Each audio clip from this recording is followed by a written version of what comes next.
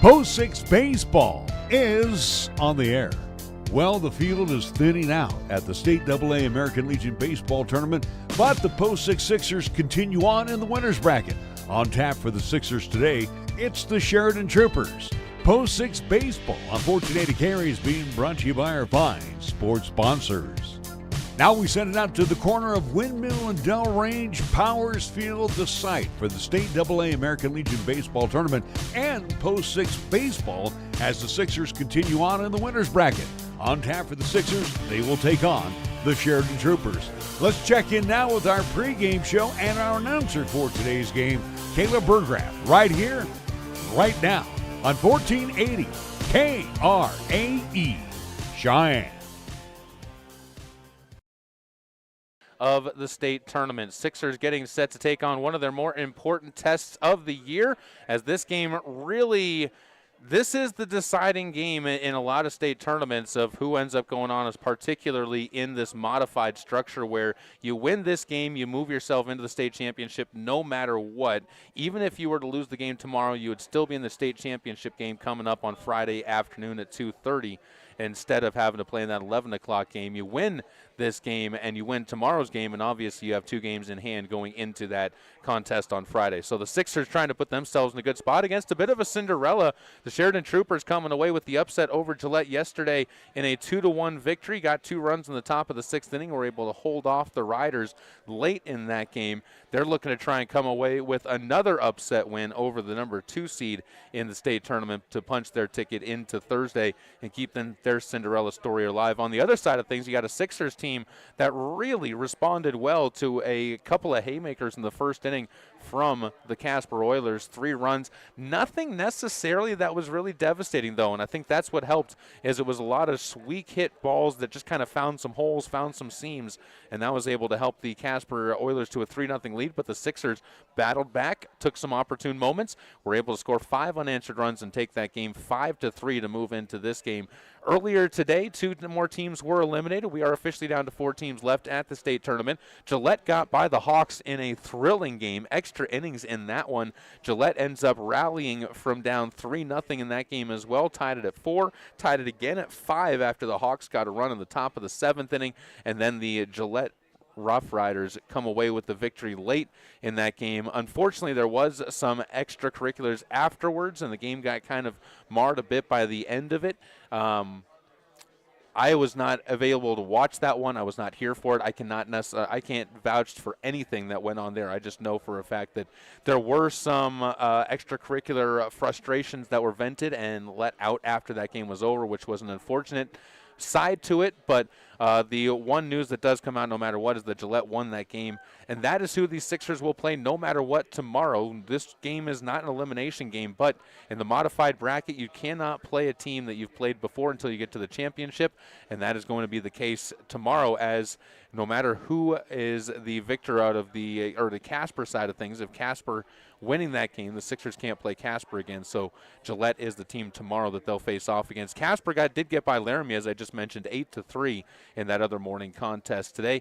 And now you got the Sixers and Sheridan. We had a chance to sit down with the head man in charge of the Post 6 Sixers. We'll talk with Brad Barker when we come back on the other side of this break. You're listening to and watching Post 6 Baseball on 1480 K-Ray. Hi, this is Larry Proative talking about affordable computer repair.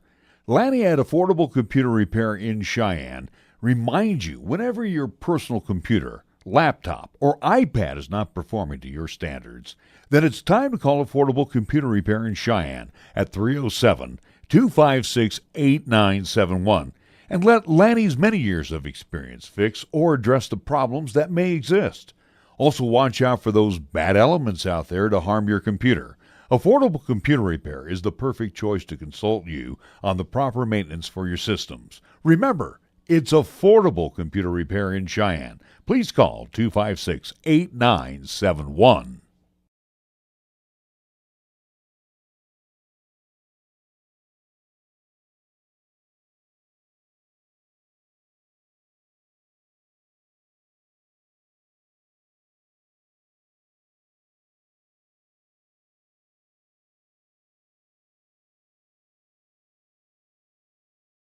If you're looking for a quick breakfast or lunch, you're looking for the Bread Basket. If you're busy and can't take time out for a healthy breakfast, stop in and try one of our breakfast burritos loaded with potatoes, eggs, cheese, bacon, and our homemade green chili wrapped in a 12-inch flour tortilla. Or, for a fast lunch, try our delicious cabbage burgers, hamburger, onions, and cabbage wrapped in bread dough and baked to a golden brown. Treat yourself to a fast breakfast or lunch today at the Bread Basket Bakery and Sandwich Shop, 1819 Maxwell Avenue, Cheyenne's hometown bakery. Wrapped in bread dough and baked to a golden brown. Treat yourself to a fast breakfast or lunch today at the Bread Basket Bakery and Sandwich Shop, 1819 Maxwell Avenue, Cheyenne's hometown bakery. We're celebrating the grand opening of our new showroom with a sale on new Kias. I'm AJ Miller for Kia of Cheyenne. Right now, come in for savings on a new 2025 Kia Carnival, which will give you more features, safety advancements, comfort, and much more. There's no need to go anywhere else. We've upgraded our facilities to provide you with an even better service. For an exception, go to KiaofCheyenne.com and we'll make it easy.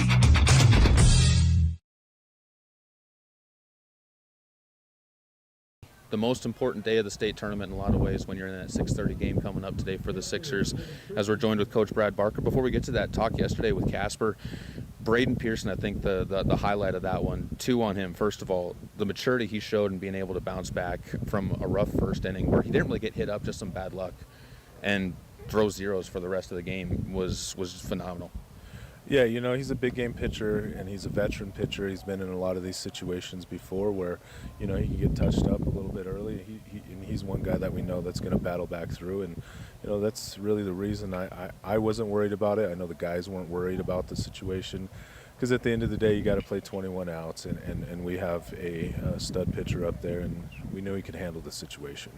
The other thing on Braden, you had the choice of either going and giving Julian Tafoya the whole seventh inning or giving Braden that final batter. How special was it to give him that chance to come off to that standing ovation where he didn't necessarily have that, just because the situation, the crowd kind of being focused on other things coming out in the sixth inning? Well, and actually you kind of reminded me of, you know, his senior night. I let him finish the game. So, and usually during those senior nights we will pull guys so that they can get the ovation. And so it was definitely appropriate.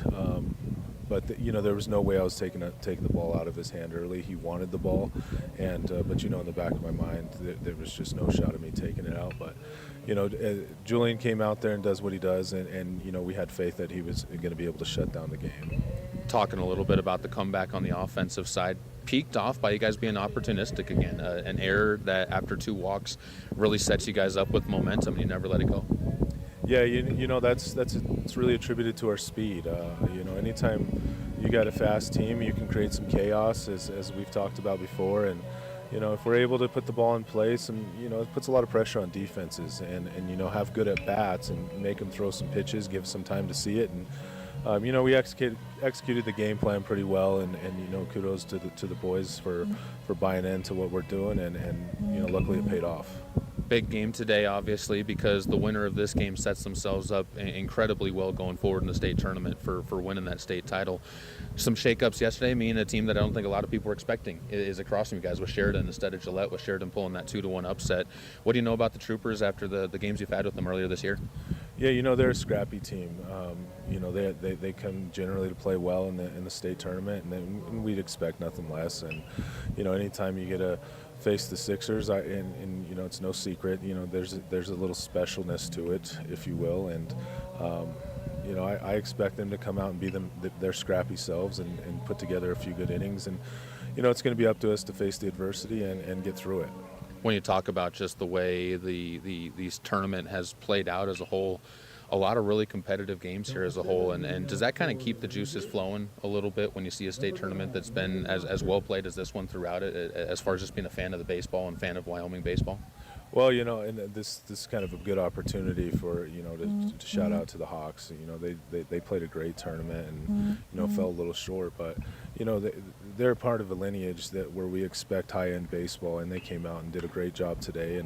But, you know, at the end of the day, this state tournament, you know, there's special pressure, and it's expected to play your best baseball. We go through a whole season of preparation, all these teams do, and, you know, you should peak at this time, and, you know, it's fun to see good baseball. It was really fun to watch the Hawks and Gillette go at it today, and So a special shout out to those guys. They left it in between the lines, and they lived up to the Post 6 name well. We'll take it from there, and that's a great way to move this one into tonight's game. Coach, thanks for the time, and good luck as you guys get ready to take on Sheridan in a big one. Yep, thanks, Caleb. Back in 2 minutes on 1480 K-Ray. Appreciate it, Coach.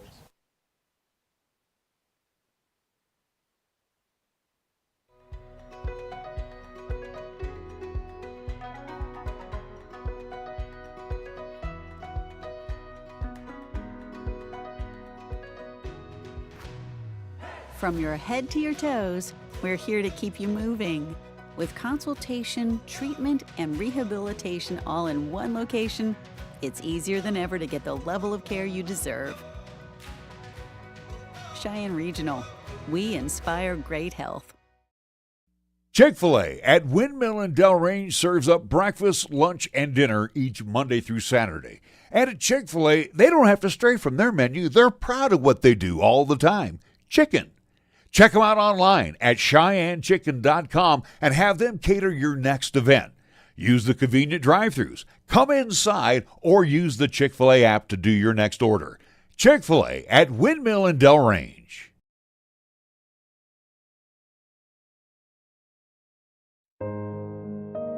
During the month of June, as part of the Subaru Loves to Care initiative, Holiday Subaru is partnering with the Leukemia and Lymphoma Society to provide warm blankets and messages of hope, written by our staff and customers, to support patients facing cancer. To learn more about what Holiday Subaru is doing for patients and their families in our community, visit HolidaySubaru.com.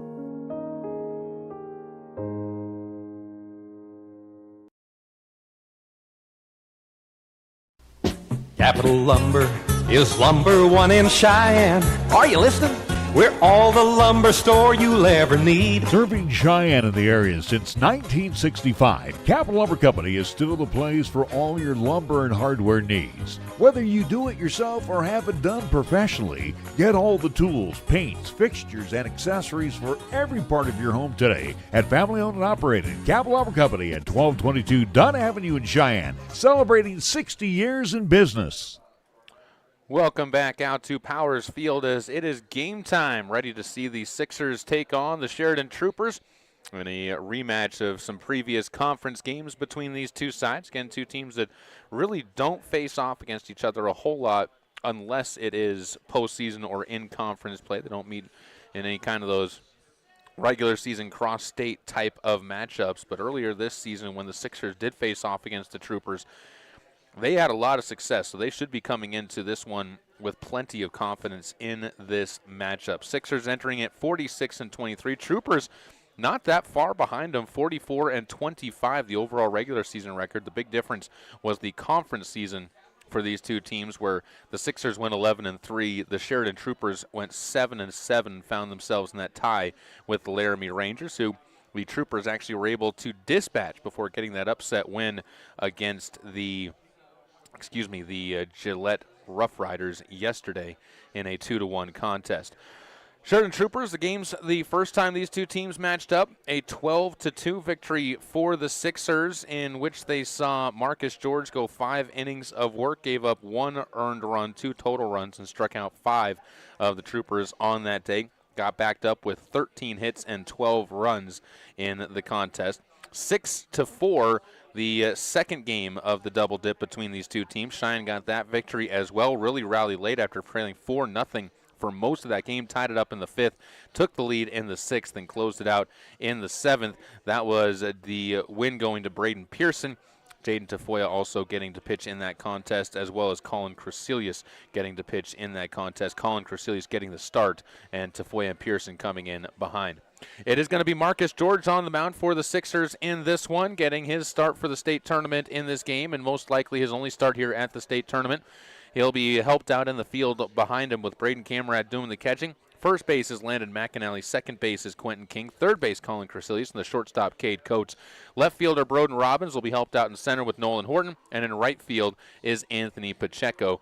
For the Sheridan Troopers, their lineup starts off with Gage Rogers, William Greer, and Tanner Hamrick. Blaine Phillips, Dominic DiStefano, and Avon Barney will be in the middle of the order, with Ethan Aris, Ty Leach, and Gunnar Lamb closing out for the Sheridan Troopers, who wear their Bright blue tops with the red numbers outlined in white.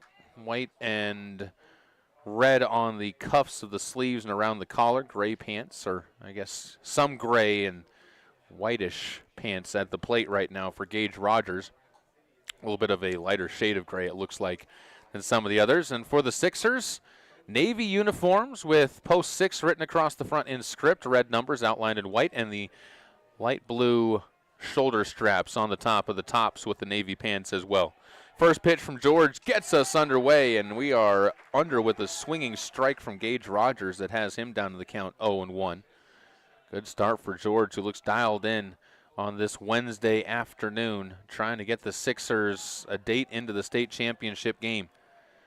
Called strike followed by a ball. Count goes to 1-1 to the leadoff man. Get you our sponsor read in a moment here as well as we're underway. We still got to get a thank you out to those that make it possible for us to cover post 6 as that pitch misses and the count goes to 2-1.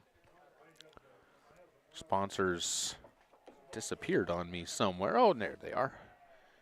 We'll get to them after this next delivery from George, which also dips outside and misses away. 3-1, the count, 3 straight that have touched outside of the zone in the early going for George, in danger of walking the leadoff man for the Sheridan Troopers as Gage Rogers steps back in. Stands centered in the box. Slightly closed stance, takes that one away and takes the walk. Heads down to first base. And the Troopers get themselves off to a good start offensively. Today's broadcast presented to you by Affordable Computer Repair, the Breadbasket Bakery, Key of Cheyenne, Capital Lumber Company, Cheyenne Regional Medical Center, Chick-fil-A, Cheyenne Frontier Days, Halliday Subaru, Cheyenne's Depot Museum, Wyoming's Department of Transportation, Meridian Trust Federal Credit Union, Two Doors Down, Burns Insurance Agency, First Tier Bank, the Gill Window Company, Cheyenne's Auto Repair and Service, Jason Gilbert, your Allstate Insurance Agent, Rock on Wheels, Fat Boys Tire and Auto, Platte Valley Bank, The Coin Shop, and Pepsi of Cheyenne, bringing you the scoreboard all throughout the baseball season. As the first pitch to William Greer, shows bunt, pulls back, and ends up taking it for a strike. Runner stays stuck over at first base as Gage Rogers, center fielder, you would expect to have some speed. Has some trouble with the signs coming from his third base coach. Gets off to a lead. See if the confusion helps out the Sixers. George working from the stretch, bounces one up to the plate as Camerad keeps it in front, and the count goes to 1-1. Nobody out here top of the first inning. Sixers, we talked about it, ran into a little bit of a bump in the first inning yesterday. Braden Pearson touched up for 3 runs from the Casper Oilers, but that was all Casper got. Pearson then ends up going almost the distance, goes 6 1/3, does not give up another run. Only gave up 2 more hits the rest of the way. As this bunt popped up, Camerad searches, finds, but cannot grasp it as he kicks the ball into the back screen netting, and it just goes to a 1-2 count. Had the out sitting there for him, just started looking before he secured the ball into the glove. Went for it with 2 hands as well. Very surprised that that one slipped out. Everything looked good on it, except just kind of got ahead of himself. So resets it to a 1-2 count, and back into the batter's box goes William Greer. Greer, the hero from the mound yesterday, as he ended up going almost the distance in that win against the Gillette Rough Riders. Here's out to the 1-2. George tries the off-speed. That's upstairs. Runner slides in as a stolen base for Gage Rogers. Takes care of business for the Troopers when the bunt did not. And now Greer, who took that last breaking ball upstairs, very close on the upstairs level of things, will step back in after asking the home plate umpire if that one or where that one missed. Runner in scoring position for the Troopers. Looking to try and stun the host team here in the first inning again and take a play out of Casper's playbook from last night. Greer can't catch up to the velo, though, and he goes down swinging as he is cut down by Marcus George for his first punch-out. Tanner Hamrick, the shortstop, adding in the number 3 spot. He'll move in and see if he can find some damage for the Sheridan Troopers. Marcus George not one to really surrender a whole lot. Remember, last time that these two teams played each other, only gave up the 2 total runs, and only one of those was earned. Didn't walk many in that game. Pitch to contact, gets a called strike to Tanner Hamrick here and gets ahead in the count 0-1. George leads the team in strikeouts this season, leads them in innings pitched as well. Second team All-State for the second time in his career.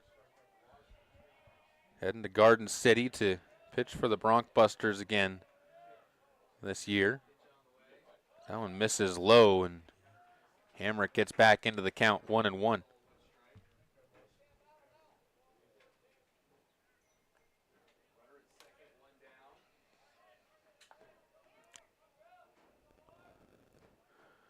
So with a 1-1 count and one away,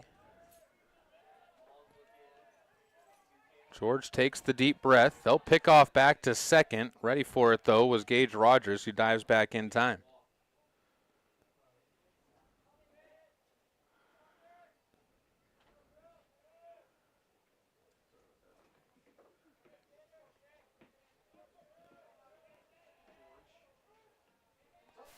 George sets himself once again. Called strike, gets him back ahead in the count. That's the thing about George. When he is deliberate to the plate, aggressive to the plate, makes things a lot easier for him out there. Working from ahead, he is very, very tough. It's when he starts falling behind that things can get a little bit haywire and hectic for him. 1-2 from ahead, gets another punch out, and that's what I'm talking about. He's got the speed, and he's got enough of a difference in his pitches and velocities that that's all it takes for him is to get a couple of extra swings and misses. Blaine Phillips will step to the plate, the DH. Still trying to bring home that runner from second after the leadoff walk. The designated hitter batting from the left-hand side needs to come up with a base knock. Phillips, first team member for the Sheridan Troopers this year. His first nomination to an All-State team. As the designated hitter today. Trying to break things open in the first inning. Still no hits, just the leadoff walk for the Sheridan Troopers. Check swing on a off speed that just drops low. Sixers and their faithful baffled on where that one ended up missing as quizzical looks gifted all around. And the count just settles to 1-1. And turned on to the right side. That one pulled foul, jerked away by Phillips, who got out in front. He was expecting the fastball, got the off speed, and that's the real danger with Marcus George. It's not the fact that he's got a good fastball with dynamite velocity. It's the fact that he's got good difference between that and his changeup and that and his curveball.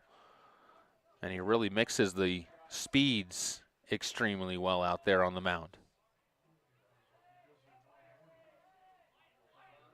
Peeks back again to the runner. Ahead 1-2, looking for three straight punch outs. Misses with the off speed upstairs. Had a curveball slip out of his grip and move up too high. So he'll resettle himself back onto the mound, working right there from the center of it, maybe a little bit over to the first base side on an overcast day in Cheyenne. Little bit of wind blowing out towards center field. Not really enough to make much of a difference as the 2-2 from George. Popped up on the infield. That's going to be back behind the mound. George already applauding, walks it towards the dome dugout on the third base side as the out is made by Cade Coates just to the right side of second. That is out number 3. The Sixers strand a runner at second as they have their chance to take some cuts. When we come back, you're listening to and watching Post 6 Baseball on 1480 K-Ray. The players return to the field. Up to bat are the Warriors. First up, number 7. There's the pitch. It's a hit, good for a single. Next, number 18. He swings, line drive to center field. 15 steps up, another hit. Bases loaded now as number 40 approaches the plate. It's headed for the fence. Grand slam, the Warriors win the game. Make it home safe. Buckle up, every passenger, every trip, every time.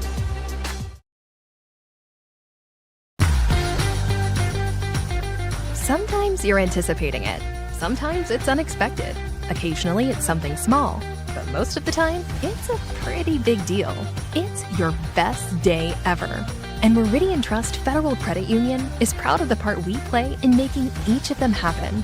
Whether opening your first savings account or moving into your dream home, Meridian Trust is there for all your best days.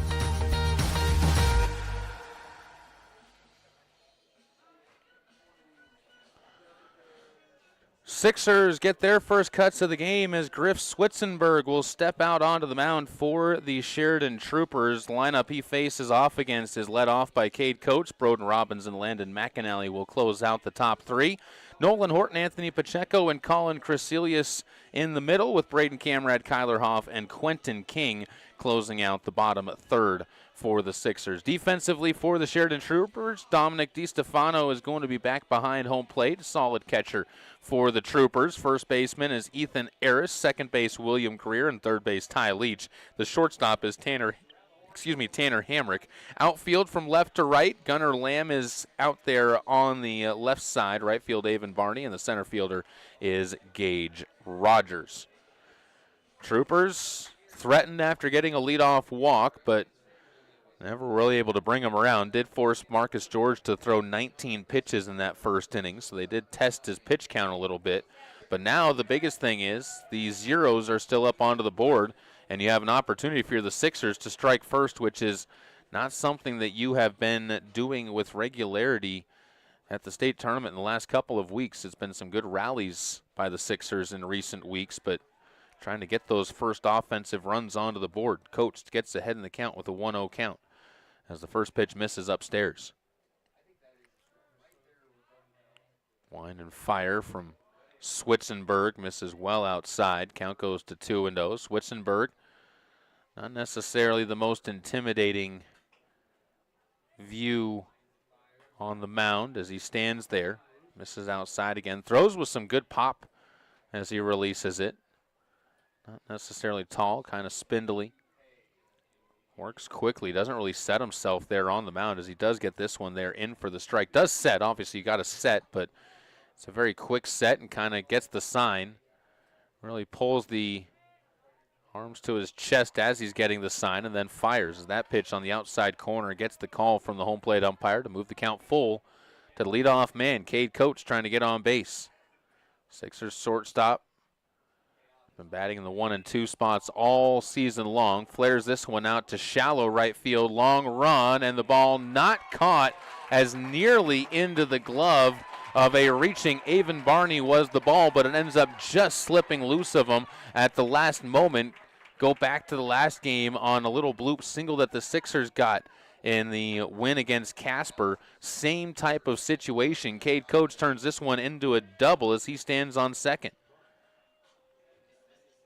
Just floated one out there into right center or right field near the line, and Avon Barney playing deep couldn't get to that one in time.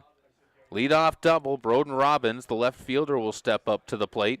Lefty struck out his first time up, and that led to a tough day for him at the plate yesterday. First at bat today, shows bunt. Pitch misses inside.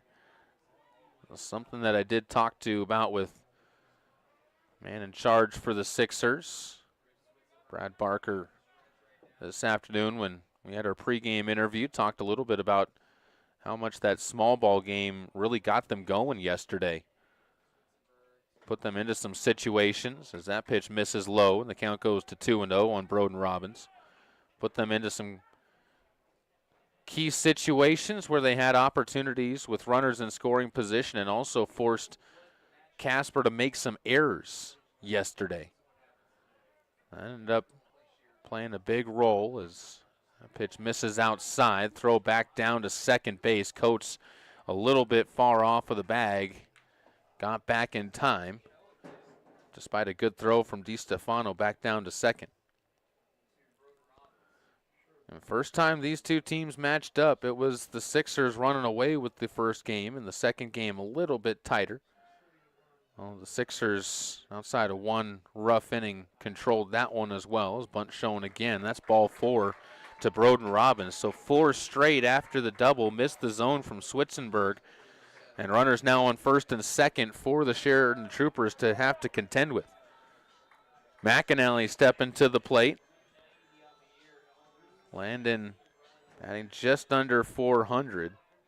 First baseman for post 6. One of the top hitters for this team all season long. Looks out from that left-handed box. Doesn't necessarily have the over-the-fence power, but has the line drive gap power to find as he takes a pitch for a ball that misses to move the count to 1-0. Day when just not a whole lot of wind, a cold day in terms of summer months and that consideration. Never really got above 80 today. Just overcast skies throughout the entire length of it as a bunt pushed down the third base line, drifts foul, and the count goes to 1-1. So 1-1. McAnally, we'll see if they keep the bunt on for him here. As we said, that is going to be a big thing for this Sixers team moving on through the tournament. In a lot of ways, it forces other teams into tough situations. It's not always the flashiest way of getting things done, but it also sets you up for this. It pulls in the third baseman. A little slap hit to the left side from McAnally, pushes it through for an RBI single as Cade Coates scampers around with the opening run. Robbins up to second, and the Sixers take the opening salvo to go up 1-0 here on this Wednesday night affair. Win this game, you play at 6:30 tomorrow against Gillette. Lose this game, you play at 6:30 or 3:30 tomorrow against Gillette. Team's not the question, just the result, as the Sixers send up Nolan Horton to the batter's box. 1-0, they lead it. Here in the bottom of the first inning on the Pepsi scoreboard. Great start to this one. Still nobody out, and a chance for the heart of the order to do some damage now. Horton really is the pop on this team this year. Leads them in home runs, but also can play some small ball. Throws a bunt down, hustles to first. Throw there is in time to beat him to the base. As it's just a sacrifice, but up to second base goes McAnally, and more importantly, Broden Robbins gets to within 90 feet of home. Goes as a 1-3 on the putout. Anthony Pacheco, the right fielder, will make his way to the plate. And to try and add one more, maybe two, if you can get a base knock with this one. Only the first out, so you also could put down some bunting situations. They do have third base and first base playing in just in case the Sixers try to keep the small ball idea going. Pacheco is going to swing away at the start and takes a pitch for a strike as the count goes to 0-1. With one away. Sun trying to poke through some lighter clouds off to the west of us. Looks like things have kind of eased up in terms of the weather report for the afternoon. That pitch finds the outside corner for strike 2, and Pacheco's patience finds himself down in a hole. That's the great debate. Do you take and try and get the pitcher into a tough spot, or do you attack and be aggressive? And there's never a right answer to it as the ball bounced up to home plate. Good block by DiStefano behind the dish. Keeps it in front, and the count goes to 1-2.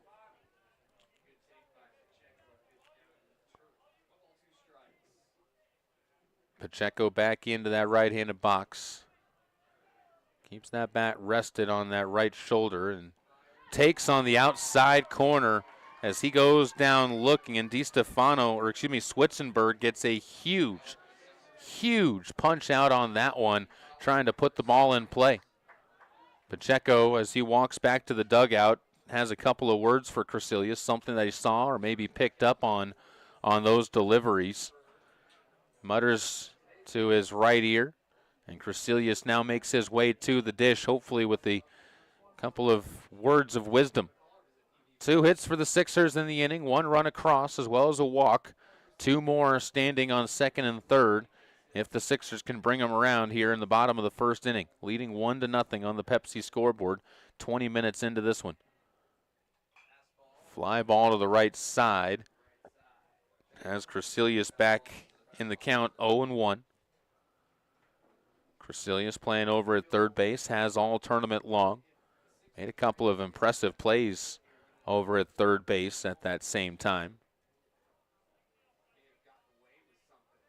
Switzenberg missing outside. Count goes to 1-1. Big hit of this inning, the single by Landon McAnally. Landon sitting back at second base as this ball cut on and popped up. Middle of the infield, going to get the Troopers out of it as a pop-up lands in the glove of Tanner Hamrick, and Colin Crecilius cannot bring home any more insurance runs for the Sixers, but they do get the opening salvo. They take a 1-0 lead and give Marcus George a boost as we head to the top of the second inning. You're listening to and watching Post 6 Baseball on 1480 K-Ray.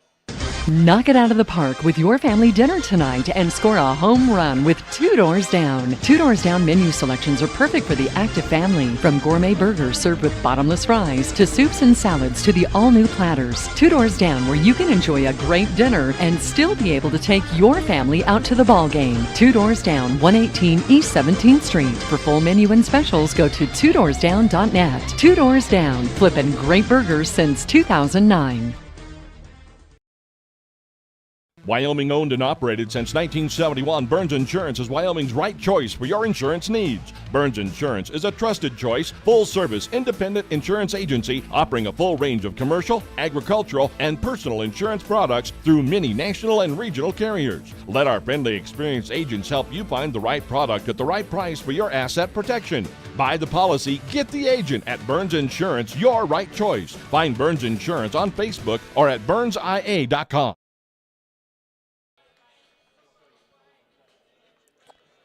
Sixers heading out onto the field again with Marcus George in possession of a 1-0 lead thanks to an RBI single by Landon McAnally, who adds to his tallies on the season. Leads the team in hits and RBIs, doubles, you name it. He's one of the top guys on the team, and he continues to show that off. For the Sheridan Troopers, they'll be sending the bottom half of the order, 5, 6, and 7. Dominic DiStefano, Avon Barney, and Ethan Iris to the plate. Ty Leach and Gunnar Lamb, the only two left outside of the order that would not have hit by that point in time, seeing how Marcus George gets through it. George threw 19 pitches. Didn't go more than 5 to anybody, but didn't really have any quick at-bats either, as the Sheridan Troopers went up there with the intent idea of making the Sixers starter work. That's how they got their lone base runner of that first inning as well. As see what DiStefano can do. The catcher left in the on-deck circle. Leads things off. Slightly open stance. Where's that ankle protector on the front foot as he floats it over the ground and takes a strike. Barney, the dynamite pitcher, but also good right fielder for this Sheridan Troopers team, waits in the on-deck circle as DiStefano swings over the top of an off-speed pitch. Fooled on the I don't think that was a curveball. I think that was more the changeup from Marcus George. So he'll stare in. George kind of keeps that right foot horizontal with the bag, or even with the bag, as he gets another swing and a miss, and his third punch out already. Last time around, he only got 5 punch outs against this Troopers team, trying to already match that. Could do it by the end of the second inning if he keeps up this pace. Barney will move into the batter's box as the left-hander will try to avoid it. Back to George, kind of has a very interesting way of standing and looking in. Keeps the right foot parallel with the pitcher's rubber. His left foot on the other side as he misses with the first pitch to Barney. His left foot on the other side is pointing almost right at the plate. Then he goes into his windup and into his motion by dragging that right foot along the rubber and then stepping and getting himself back into more of the traditional delivery system to the plate. And it works from the stretch too. Really all he does to change that motion is puts the foot where it's going to plant on for the right side, and the left side just starts in an already kind of cocked back stance that he gets into with this one. Ball fouled away, 1-2. One away here in the top of the second inning. The Sixers leading this game 1-0 over the Sheridan Troopers. As just outside, George can't get the call, and the count settles back to even at 2-2. George Not being given a whole lot of swings and chases from the Troopers yet. Barney, good eye, takes that one low. And the count goes full. First full count that Marcus George has seen, second one of the game. The only other one was to Cade Coates. He led off the bottom of the first inning with a double on a full count delivery. George gets into his windup and gets a swing and a miss. How about 4 punch outs out of the first 5 outs for Marcus George? And the Sixers looking to try and set down their 6th straight Trooper. Ethan Harris will step to the plate, first baseman. That's from the right-handed side. First cuts for him of this one. Where's that sleeve on the right arm? Turns and yanks one to the left side, foul. That one ended up sailing out of the yard. If he keeps that one fair, that nearly tied us. That was yacked. From the 7 spot, no less, too. First base is a power position, though, so it's not necessarily a shocker that he's got a little bit of pop in that bat. Missing upstairs, Marcus George ends up seeing the count back to 1-1. 2 away. George's wind up, missing low, puts the count back into favor for Ethan Harris for the first time in this at-bat.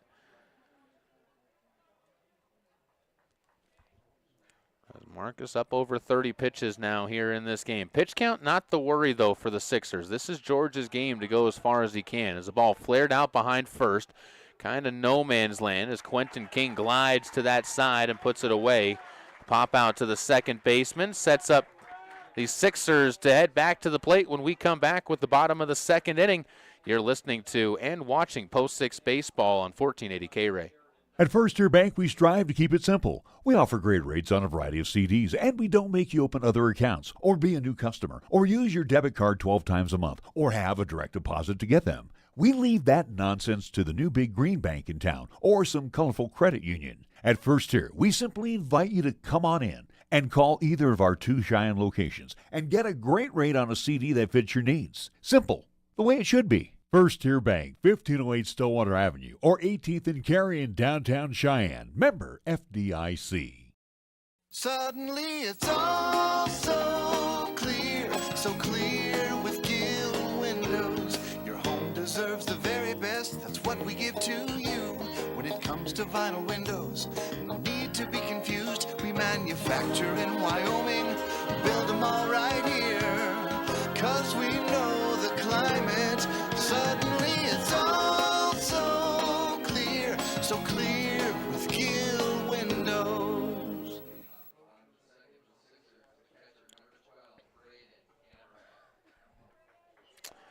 Bottom of the order will step to the plate for the Sixers. Camerad, Hoff, and King. Catcher, DH, and second baseman will try to add to a 1-0 lead. The Sixers already find themselves in command of. Camerad doing the catching duties for the Sixers. Tough offer yesterday. Also struggled a little bit at the plate in game number 1 as well. Fouls off the first pitch that he sees.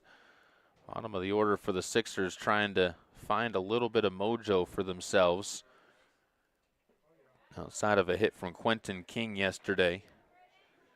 Didn't really find a whole lot of success at the plate.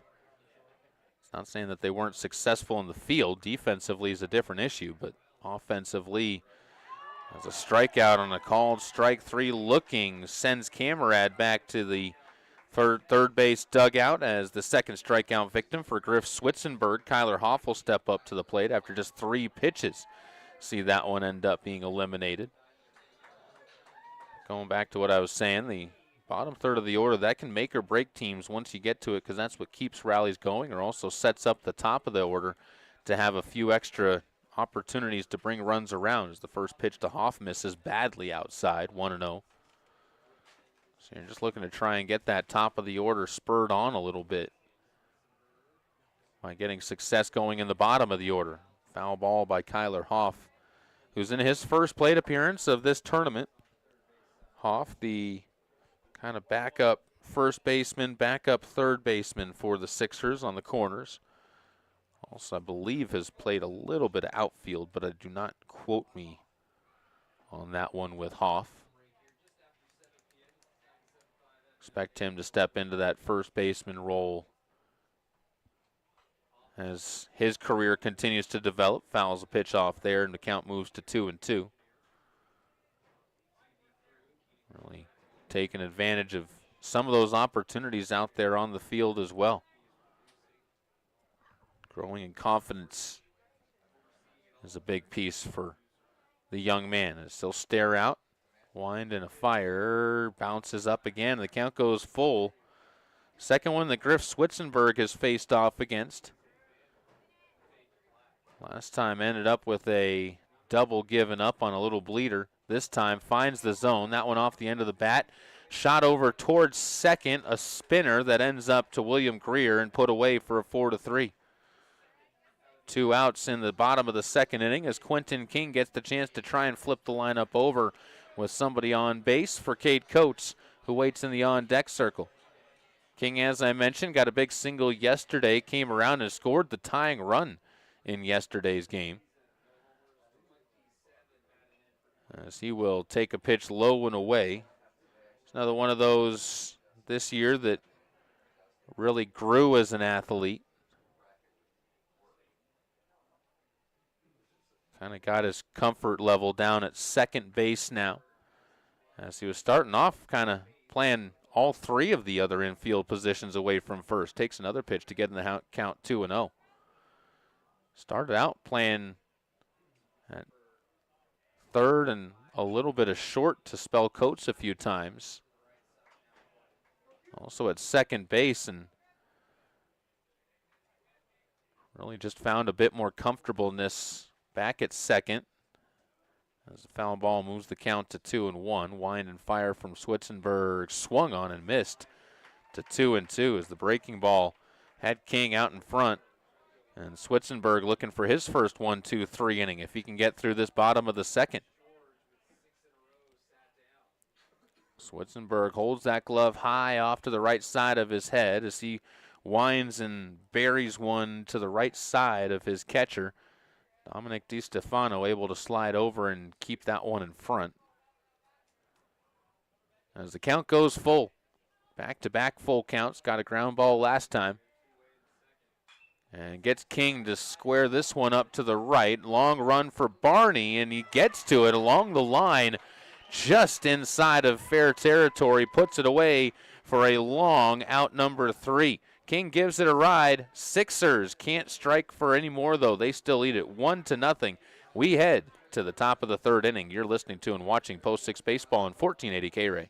Since 1986, here's a list of cars and SUVs I have purchased or leased for myself or my family from our local dealers here in Cheyenne. Kia Optima, Sorento, K5, 2 Chevy Blazers, Honda CR-V and 3 Pilots, Aztec, Villager, Trans Am, Pontiac GT, and Grand Am. What do all these vehicles have in common? Well, for service work, even if it was just a simple oil change, they were taken care of by Shine Auto Repair and Service. Larry Pro-Audi for Cars in Cheyenne, where John and his great team has always been there to take care of the Pro-Audi vehicles, and yours too. John is a TechNet professional, which means he is one of the best in the country to service your car or truck. Make sure your maintenance or minor repair doesn't turn into a major problem. Call Shine Auto Repair and Service today to set up an appointment at 632-0498 or stop in at 604 West Lincoln Way. Shine Auto Repair and Service open Monday through Friday and taking care of your vehicle's needs for over 30 years.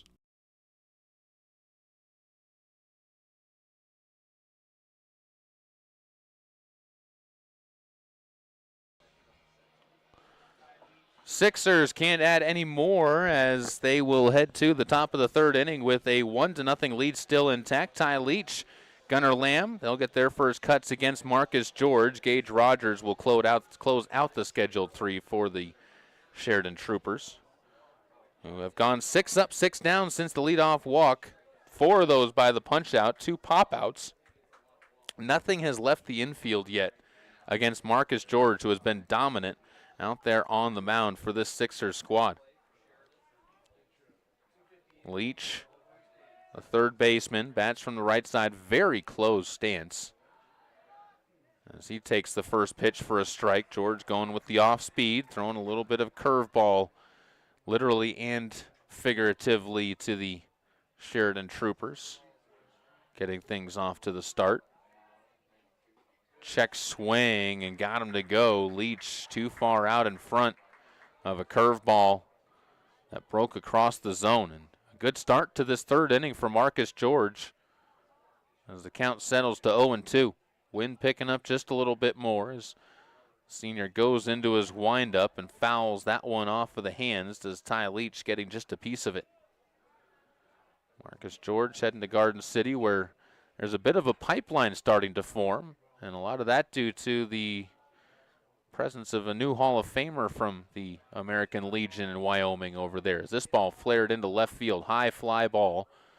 And out in front on that off-speed pitch, Ty Leach can't get much behind it. They do get a ball out of the infield, though. That's progress if you're a Sheridan Trooper fan. Gunnar Lamb steps in, the left fielder. Another right-handed batter. Not necessarily the tallest frame in the world. Quicker on the base paths, though, so you got to be quick across the diamond in order to get him. And also a smaller strike zone than George has been thrown to with these last few batters. Count goes to 1-0 to the number 9 man in the order for the Troopers. Remember this game in search of their 45th win of the season. As that pitch misses, count goes to 2-0. Both these teams separated by just 2 wins. They played the exact same amount of games this year. Both of them coming into this with 69 games under their belts on the season. That pitch just misses upstairs. And George struggling a little bit with the smaller strike zone of Gunnar Lamb. Both with 69 games, though, on the season. Sixers, 46 wins, and Troopers with 44. Called strike on the get me over. Moves the count to 3-1. Only way Troopers have gotten a base runner is via the walk. That was the leadoff man in the game. Since then, 7 up, 7 down for Marcus George, trying to keep that streak intact. Misses low and inside, and a walk to Gunnar Lamb. So a free pass with 1 away puts a runner on. Gage Rogers will start the second trip through the order for the Sheridan Troopers against Marcus George, who still has just been dominant against this team in the 2 appearances that he's had against them. Only a couple hits. Now in 7 1/3 total innings against the Troopers. He's only given up 2 total runs, and only 1 of those has been earned. Gets a foul ball here from Gage Rogers, and the count goes to 0-1. Marked up in the zone on that delivery. So crouch on the knees for Rogers as he settles himself in. Delivery popped up again. Over by the second base side, just onto the outfield grass. Quentin King puts this one away, and another pop out to the second baseman. We'll bring up William Greer with a runner still on first base, and now 2 away in the inning. Greer struck out swinging his first time up on a 2-2 count. Greer already has his state tournament moment. That's nearly going the distance against Gillette yesterday. I was out on the bump. Now he's playing back at second base in support, trying to help out Griff Switzenberg, and he gets ahead in the count with a 1-0 pitch coming up from Marcus George. A lot of righties in this lineup for the Sheridan Troopers. That's benefit George and advantage George. That pitch misses downstairs, and the count goes to 2-0. George only has had 3 ball counts so far. He has surrendered a pair of walks on those. As at 2-0, he'll set himself up. That one offered at, fouled away to the right side by Greer. And I believe the count now to 2-1.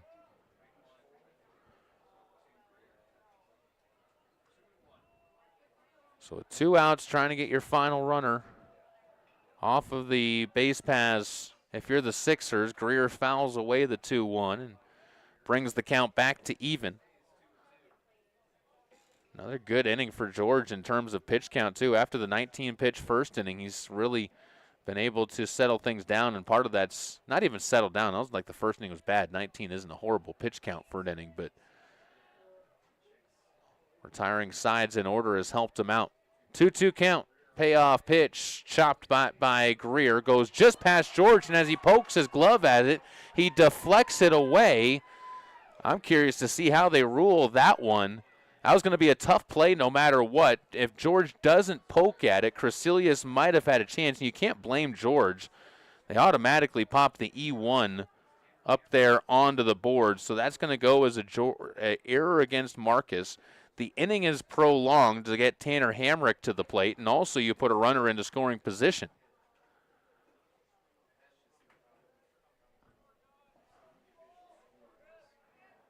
That was going to be a tough play no matter what.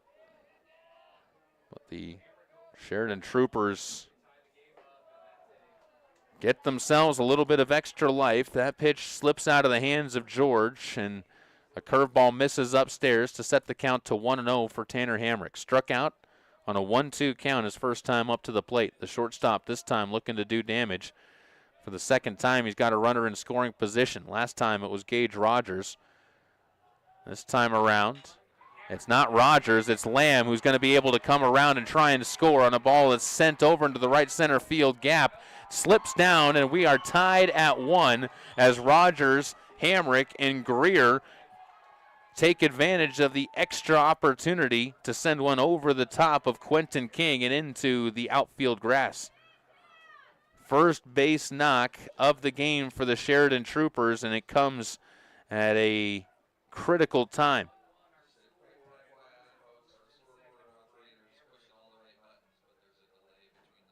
Runners on second and third. Or excuse me, first and second now as you just reload where everybody's at. Blaine Phillips will step up to the plate. Left-hander popped out to shortstop his first time up against George. That was on account that he worked as well. He's aggressive on the first pitch. He sees, floats one out over to right. Pacheco has to wait on this one a couple of hops, and that allows another run to come and score. A double on the play for Blaine Phillips, and now the unearned runs continuing to stack up a little bit in this inning as that's 2 across with 2 away. The error that allowed William Greer on and to continue the inning has come back to bite the Sixers with back-to-back hits. Both unearned. That's another RBI for Blaine Phillips, though. And the other thing you're seeing is the Troopers being aggressive on those cuts as Markham King is going to come out and have a chat with his starting pitcher. Marcus George running into some trouble. And again, this game critical. If you win this game, you set yourselves up for an opportunity to play in the championship game regardless on Friday. Regardless of whether or not you win or lose on Thursday, you're into that championship game. However, you lose this game, and all of a sudden you play at 3:30 tomorrow, and you still have to win 2 games on Friday in order to get that championship. So runs not only at a premium, but in this game, the way it's been played, but also important. Every single one of them carries a little bit more weight, and you slowly start to stack up that weight, and it becomes a pretty burdensome load you get late into a game. So the Sixers need to cap this one off and keep this at just a 1-run deficit here in the top of the third. 2-1. DiStefano steps up to the plate, takes the first pitch for a ball, and gets ahead as the first pitch that he's seen miss. 3 pitches, 3 strikes to DiStefano the first time he was up on a strikeout. Base knock should score 2. Although Blaine Phillips might not have the wheels back there at second, depending on where it's hit to. George misses upstairs. Count goes to 2-0. Avon Barney awaits in the on-deck circle. Another left-handed bat.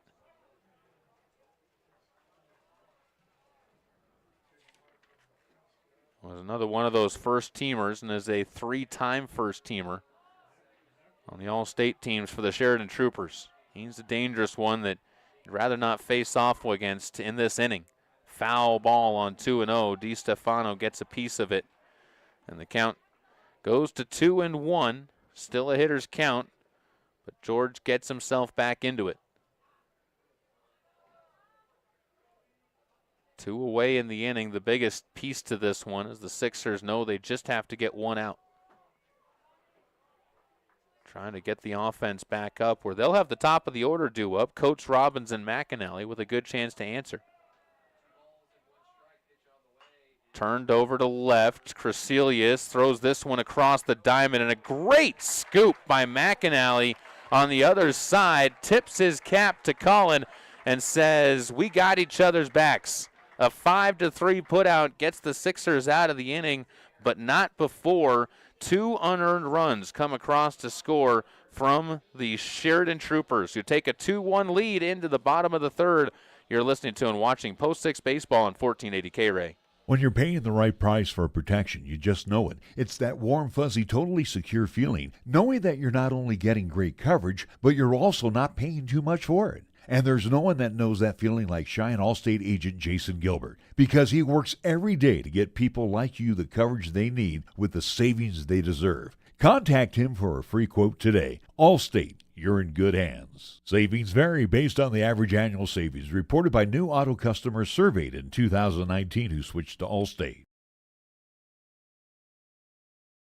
Rock on Wheels is Wyoming's premier bicycle shop. The service department offers quality and experience with a 48-hour turnaround guarantee based on parts and availability. They even offer tune-ups for your current bike along with powder coating and sandblasting. So swing by the shop and take advantage of the awesome prices for great bikes like Trek and many other name brands. Rock on Wheels even offers bike rentals for the avid rider.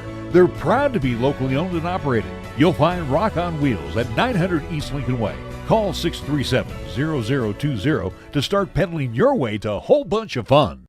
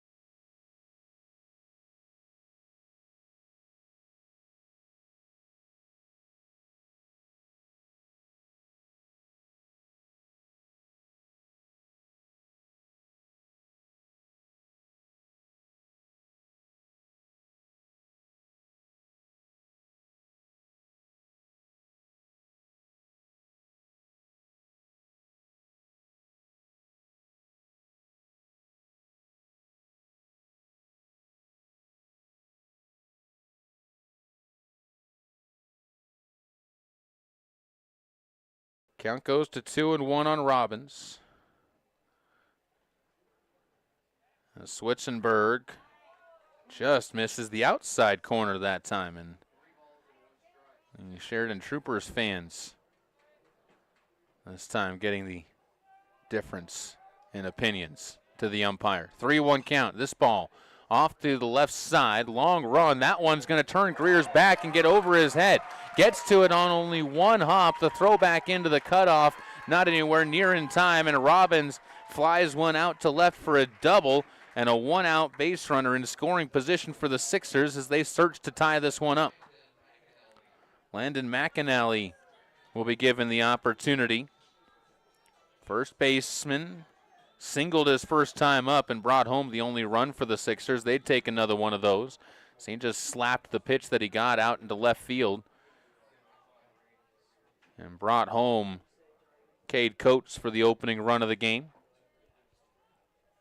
It was after he had bunted the first pitch foul. We'll see if we put the bunt on again if you're the Sixers. The infield is in on the corners for the Troopers, expecting the small ball. Switzenberger fires down in the dirt. No bunt shown this time around. Switzenberger starting to see his pitch count elevate a little bit as well. He's up to 44 in the game as we work here in the bottom of the third inning.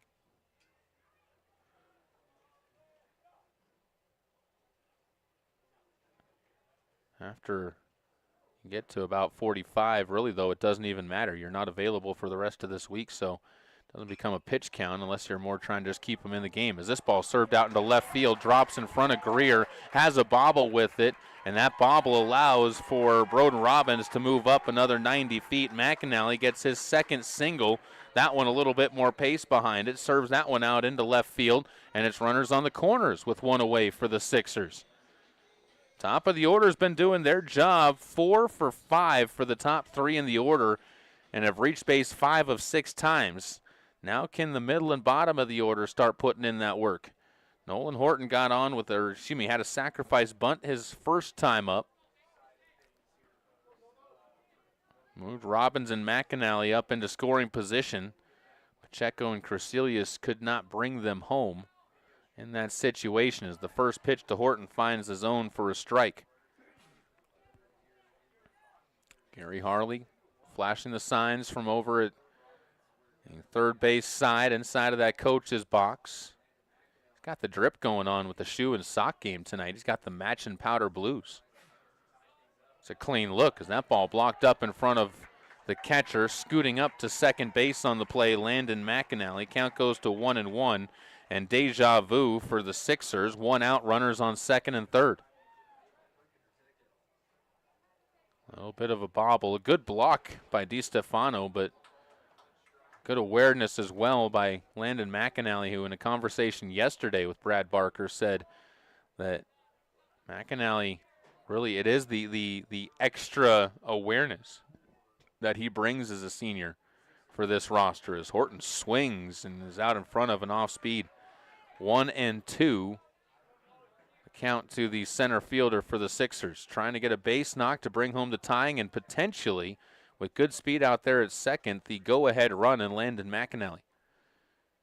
Robbins, the easy one to get home. You just put the ball in play somewhere, not to first or third. That'll be back up the middle, just what the doctor had ordered. Horton's going to be thrown out on a bang-bang play at first by Tanner Hamrick, but the 6-3 RBI ground out does get Broden Robbins across the plate. McAnally scoots up to third, and we got ourselves a tie game at 2-2. Good piece of hitting of just getting the ball in play by Nolan Horton. Anthony Pacheco, the right fielder for the Sixers, struck out looking his first time up. Has a chance to get the Sixers the lead. Another base knock brings home McAnally. He'll take a first pitch strike on a fastball to the outside corner as the count goes to 0-1.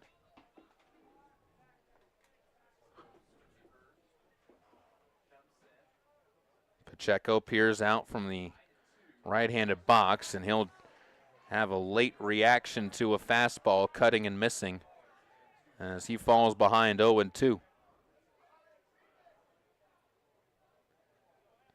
Again, don't have opportunities every inning with a runner 90 feet away, so you'd love to take advantage of. As this ball poked over to the right side, feeling out for the fence, Ethan Aris didn't feel comfortable over there, and despite the fact it drops in the field of play, ends up seeing it evade his glove.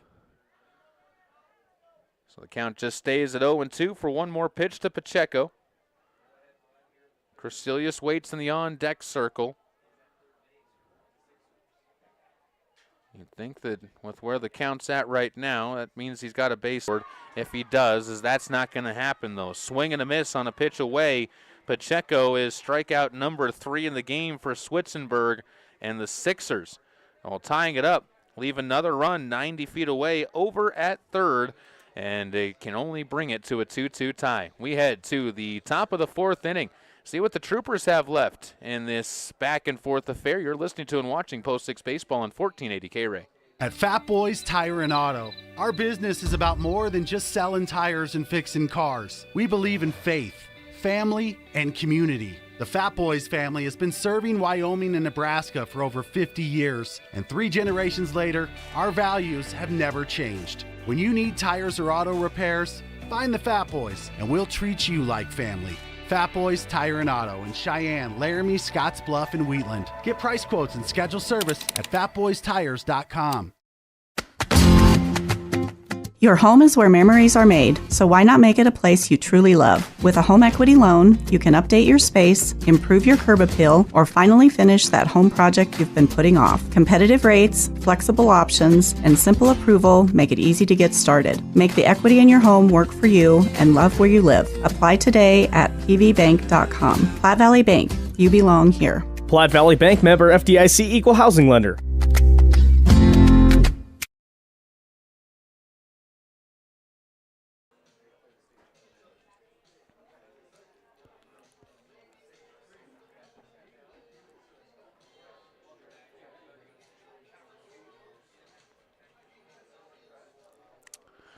Welcome back out to your home for Sixers baseball, 1480 K-Ray, also Powers Field, where the Sixers currently are in a good game with the Sheridan Troopers, tied up at 2. And the difference being some unearned runs for the Troopers back in the top of the 3rd inning. And the Sixers being able to work some early doubles from Coates and Robbins around for their 2 runs. First pitch missing, low and away to Avon Barney, who leads it off for the Troopers against Marcus George. 4th inning of work for George. 55 pitches in the game for him unofficially. Right-hander working behind in the count. Gets back into it with a curveball that sloops in for a strike. Barney, first time up, he struck out swinging on a full count. A little bit hesitant after he got to that full count. Fooled on a pitch that was off speed. Here just misses that one as he was underneath it, but not by much. Fouls that one right back to the netting here in front of home plate. 1-2 count, though. George will take it because he gets a strike, puts him in front.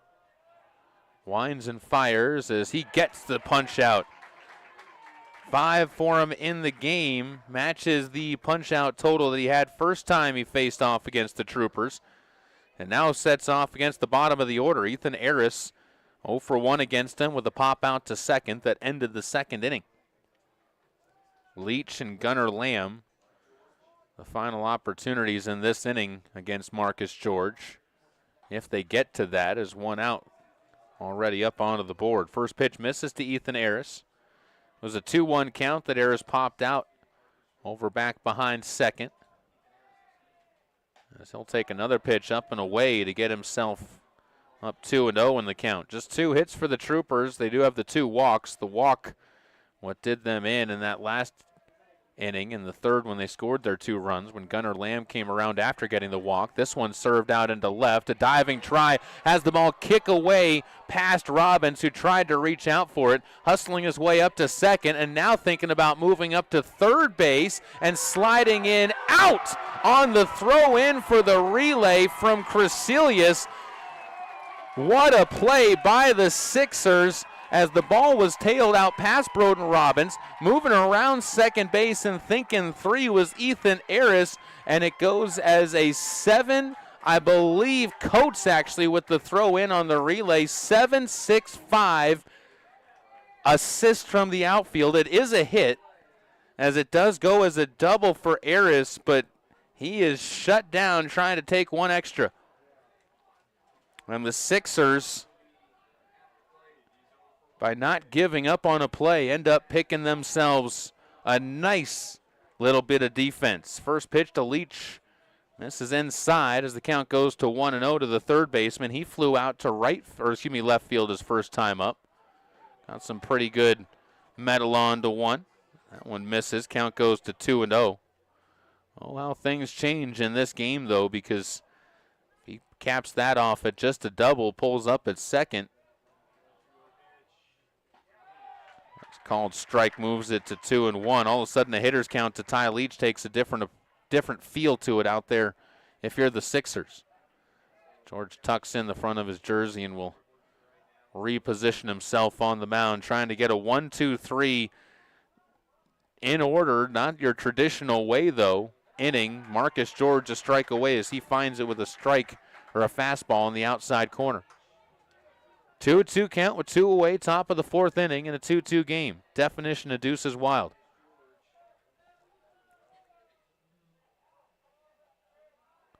Nod of the cap from George. Swing and a miss. Leach goes down and strikeout victim number 6 to the right-handed hurler. And the Sixers, they take this one to the bottom of the fourth, looking to get the lead back.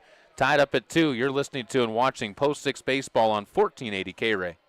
I always get a kick when I see ads for a huge vault of silver they found, or they get their gold from a certain company. Hi, this is Larry Perotti for the Coin Shop in downtown Cheyenne. Family owned and operated since 1982. You can buy and sell your gold or silver, along with other precious metals, including palladium and platinum, at the Coin Shop each Tuesday through Friday. You'll always get top dollar for your gold or silver, as David Brockman has his eye on the precious metals market each day. So stop on by for a fair and honest appraisal of your precious metals, or give David a call and set up a time to stop by. You'll always find coin collections, collectible coins, proof and mini sets, and more today. So why wait for the others? Shop the Coin Shop in historic downtown Cheyenne at 510 West 16th Street, open Tuesday through Friday from 9 a.m. until 5 p.m. Or give them a call at 778-7196.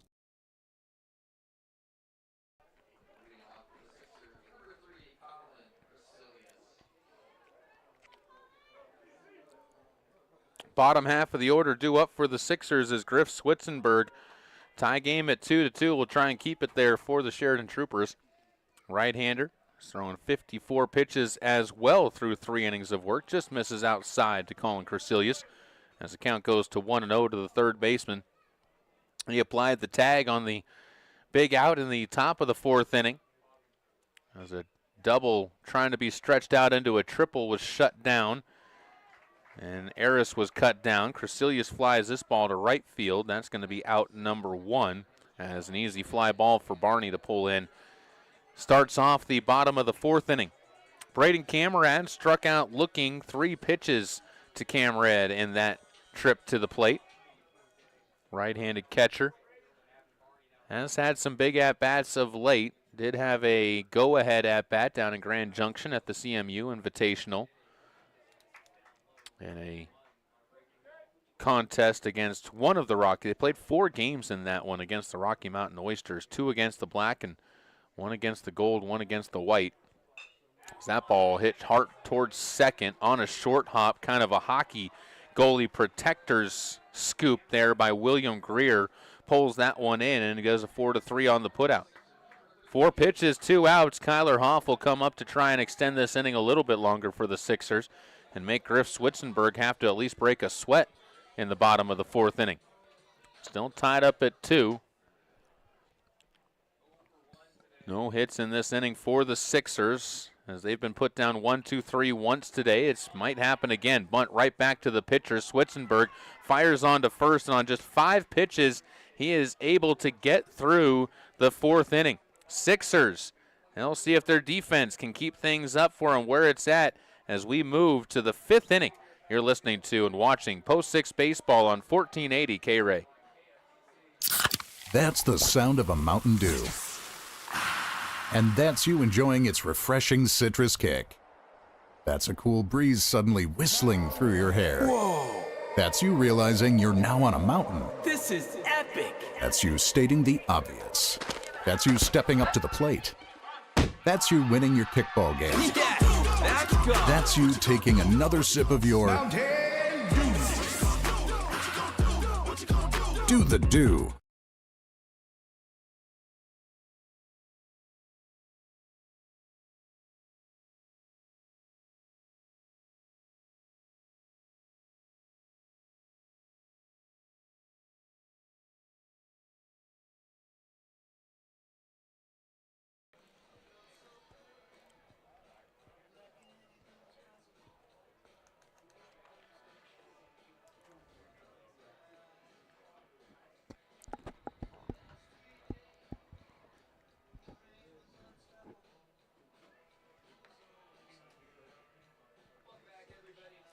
Game still tied at 2 apiece as the Sixers will step up to the field and look to Marcus George to keep up his fantastic work. Other than getting touched up for a couple of unearned runs in the third inning, he has been fantastic. He's only faced 10 total batters outside of that inning, where he ended up seeing 7 come to the plate for the Sheridan Troopers. And he's only given up 1 hit, that one erased on the base paths as well. 9-1-2 due up, though, for the Troopers. Lamb walked his first time up. Everyone who is in this stretch has gotten on base in one of their 2 trips to the plate. So the Sixers will have to buckle down to keep this game tied up at 2. It was a 3-1 count that Lamb got that walk on. This time, pokes one out to left field. Overrun out in left field by Robbins. Lamb didn't see it until too late and had to slam on the brakes after taking a wide turn, but gets a base knock. And the go-ahead run on base for the Sheridan Troopers to lead off the top of the 5th inning. And the top of the order due up right behind him. Worst possible situation you could draw up if you were post 6.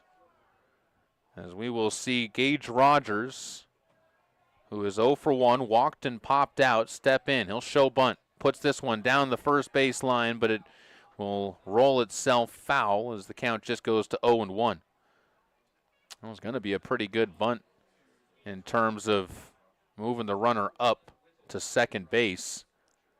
Also would have brought an interesting decision for McAnally. Could have possibly thrown that one to second to try and maybe get the runner up there, but then you risk a poor throw with action at plate or at the bag, going out into the outfield, or just a missed catch. Either way, it just goes as a strike. They'll take the pickoff over to first. George trying to maybe get the runner going a little bit too early. Not a bad pickoff play to decide on there. So counted 0-1. Reset our attention back to Rogers at the dish. Center fielder backs out as he calls time. Loads up for that crouch. Slightly close stance at the plate. Takes up and away to even the count back at 1 apiece. So they've taken the bunt off, it looks like. As now the center fielder again looks over. We'll see if it goes back on. Chess match, now that you're down to your final 9 outs for both of these teams, is in full swing. George, a deep breath. Misses upstairs. His bunt was shown again. Lamb, dives back into the base. As now Rogers bats with a favorable count, 2-1. And a long look down to third base through a long run of signs from the Sheridan Troopers head coach. 2-1 count. George finds the outside corner as the count goes to 2-2. Not necessarily happy. I think Rogers pulled off from that one thinking it was going to miss away. Kind of had the shoulders slumped as he looked over to his coach. Now he'll choke up on the bat. 2-2. Shouldn't be bunting. See if they send the runner. They will not. It'll be a foul ball spoiled away by Rogers, who used every centimeter of that bat to poke that one away. Got him chasing at one outside of the zone, and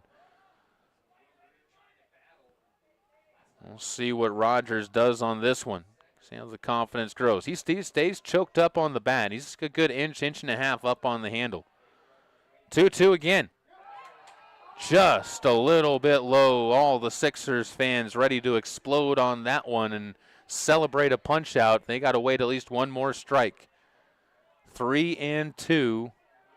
Full count. Nobody away and a runner already on. You don't want to push that runner into scoring position.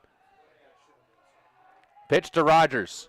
Misses downstairs, and a full count walk puts runners on first and second. And now William Greer will step up to the plate with an opportunity to bunt as well. He's going to run down to his coach and talk with him face to face.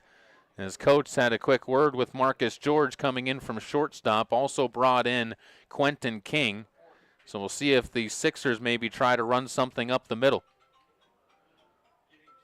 George has only given up 4 hits so far in the game,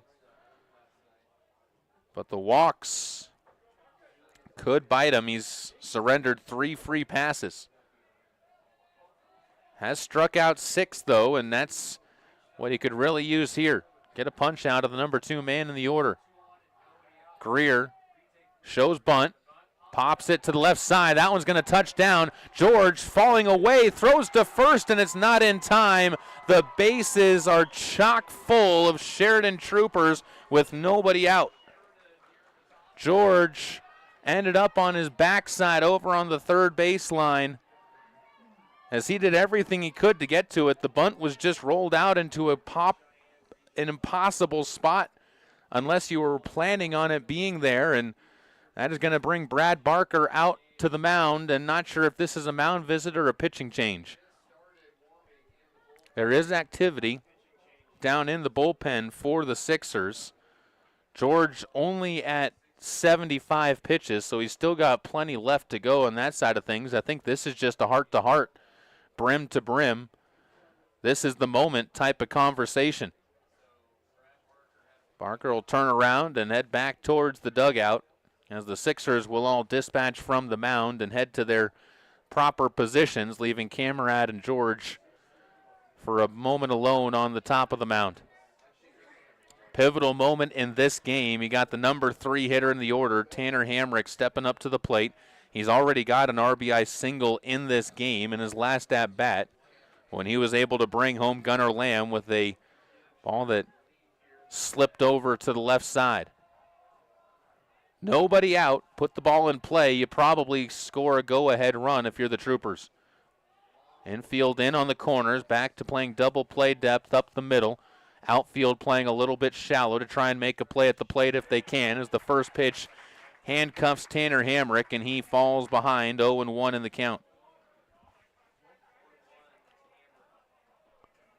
Slate gray skies all around, matching kind of the mood of folks here at the ballpark wearing the home Sixers.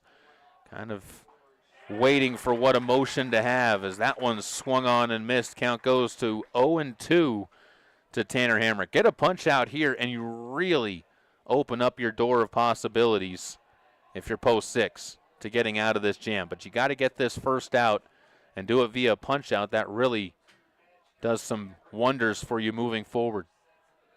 0-2. George gives up a line drive right back to Coates at second. Spears it on the glove, and everybody has to hold up where they're at as Tanner Hamrick is a line-out victim for the Sheridan Troopers and brings up Blaine Phillips, who doubled his last time up, brought home a run. He's 1 for 2 with the pop out as well. He's put the ball in play both times against George, as he had the go-ahead RBI, trying to do it again. No place to put him out there on the base paths as George peers into Camerad. Working from the stretch, floats an off-speed pitch to the top of the zone and gets ahead in the count 0-1. Phillips assaulted a first pitch fastball last time, so maybe trying to avoid giving him something hard. No, and he's a fastball hitter. Designated hitter calls time and steps out.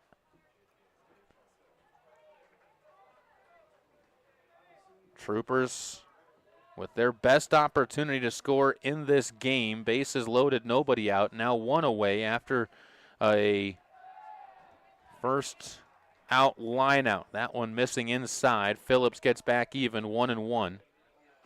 DeStefano waits on deck. He's 0 for 2, the catcher in the middle of the order. That's the other thing for George. You're not only trying to get out of this without surrendering any runs, you're trying to do it against the heart of the order. 3, 4, and 5, the bats that you're having to accomplish this against as he gets a swing and a foul ball from Phillips back to the cage.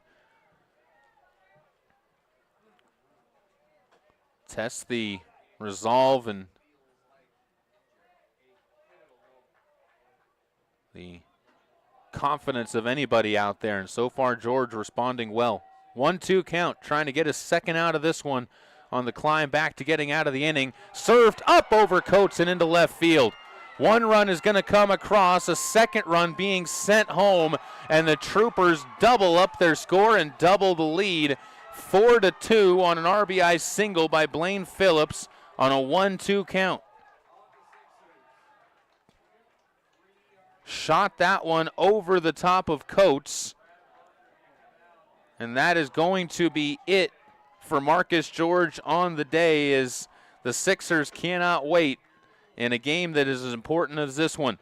George's night unfortunately comes to a close, couldn't get through the fifth. One away in the fifth. We'll have a new reliever coming out for the Sixers as we come back out to Powers Field. You're listening to and watching Post 6 Baseball back in 90 seconds on 1480 KRA. Hi, this is Larry Proative talking about affordable computer repair. Lanny at Affordable Computer Repair in Cheyenne reminds you whenever your personal computer, laptop, or iPad is not performing to your standards, then it's time to call Affordable Computer Repair in Cheyenne at 307-256-8971 and let Lanny's many years of experience fix or address the problems that may exist. Also, watch out for those bad elements out there to harm your computer. Affordable Computer Repair is the perfect choice to consult you on the proper maintenance for your systems. Remember, it's Affordable Computer Repair in Cheyenne. Please call 256-8971.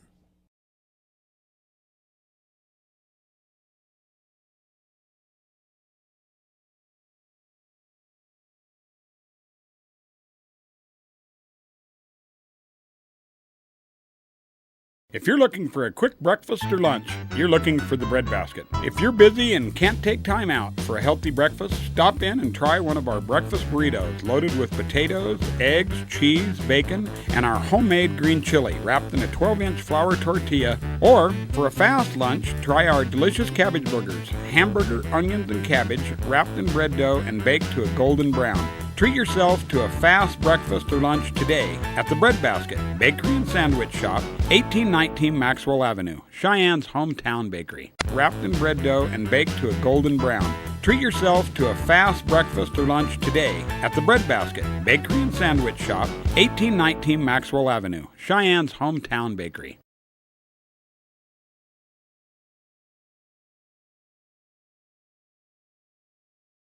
The big hit, the RBI single that Blaine Phillips just hit over the shortstop's head and past Cade Coates, who gave a great effort, leapt up, but just didn't have quite enough height and timing to get to that one as it gets over past him, and Phillips brings home Gage Rogers and Gunnar Lamb. The Sheridan Troopers now with a 4-2 advantage as they have, after trailing 1-0 going into the top of the third, scored 4 of the last 5 runs in this game.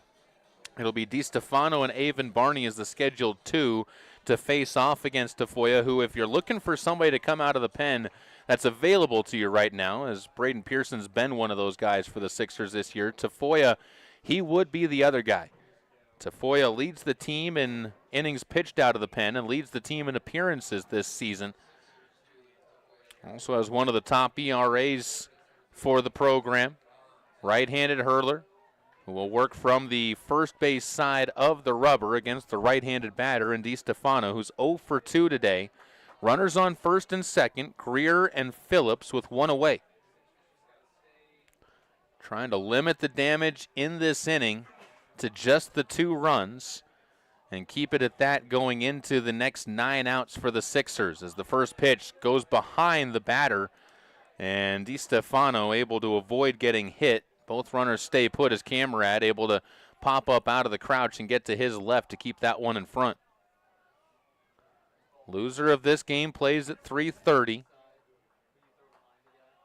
Opponents already have been decided. It's just the times that are still being put together. Foul ball to the right side as the count goes to 1-1.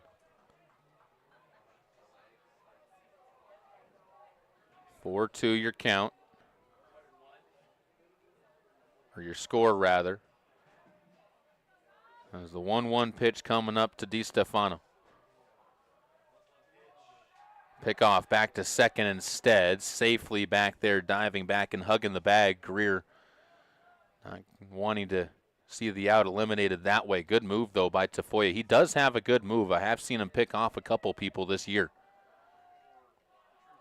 Steps to the plate on this one and fires a fastball past DiStefano to make it 1-2. George, by the way, finishes with 4 1/3 innings of work, throws just over 80 pitches in the game. Trying to get picked up by his teammate Tafoya, who misses outside as the count goes to 2-2.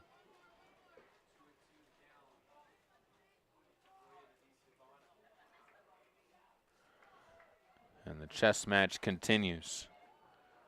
And a tough break for George in this one, who had pitched extremely well through 4 innings. This ball popped up out to left field. Over to this right is Robbins, who puts it away and now gets the ball back in quickly. Well handled on a fly ball that was sent up into the clouds here above Powers Field. Avon Barney, he's 0 for 2 with a pair of strikeouts, thinking in his mind that he's due. Happy Gilmore's his way up to the batter's box and takes a swing as he'll step into that left-handed box.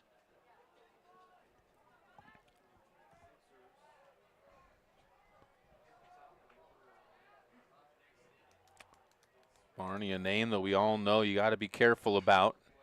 Serves it out to the left side. If that's fair, it's going to be trouble. That is a foul ball, says the home plate umpire. And the umpire down that left field line as well, as that one was not foul by much. Barney ended up getting good contact with that one, and if that one is about 6 inches the other direction, then that's going to plate 2 and put the Sixers into even more of a bind. Remember, first time these two teams played, it was all Sixers in the 12-2 win. Second time, it was just 6-4. So this one playing a little bit more attuned to the second game these two teams faced off as Barney takes inside and gets even in the count 1-1. Tafoya just trying to freeze 2 runners on base. He's halfway there on this Quest's projected run. It's Barney to pop one or bound one foul. That's a fair ball. Floater down to first base from Camerad is in time, and 2-3 goes the put out. The Sixers, though, see another 7 troopers come to the plate, and a bases loaded 2 RBI single by Blaine Phillips turns this game back around. Troopers in command. They are 9 outs away. Sixers will try to chip back into it with the 9, 1, and 2 hitters due up next on 1480 K-Ray. We're celebrating here at Kia of Cheyenne. We're having a grand opening sale with the savings on new Kias. I'm AJ Miller for Kia of Cheyenne, and right now you could save even more on a new 2025 Kia Telluride. The 2025 Kia Telluride will surprise you with standard features, versatility, and comfort for a better value than what's available elsewhere. Stay close to home and pay less here at Kia of Cheyenne. Come by and check out our upgraded facilities. Call 775-0123 or go to KiaofCheyenne.com, and we'll make it easy.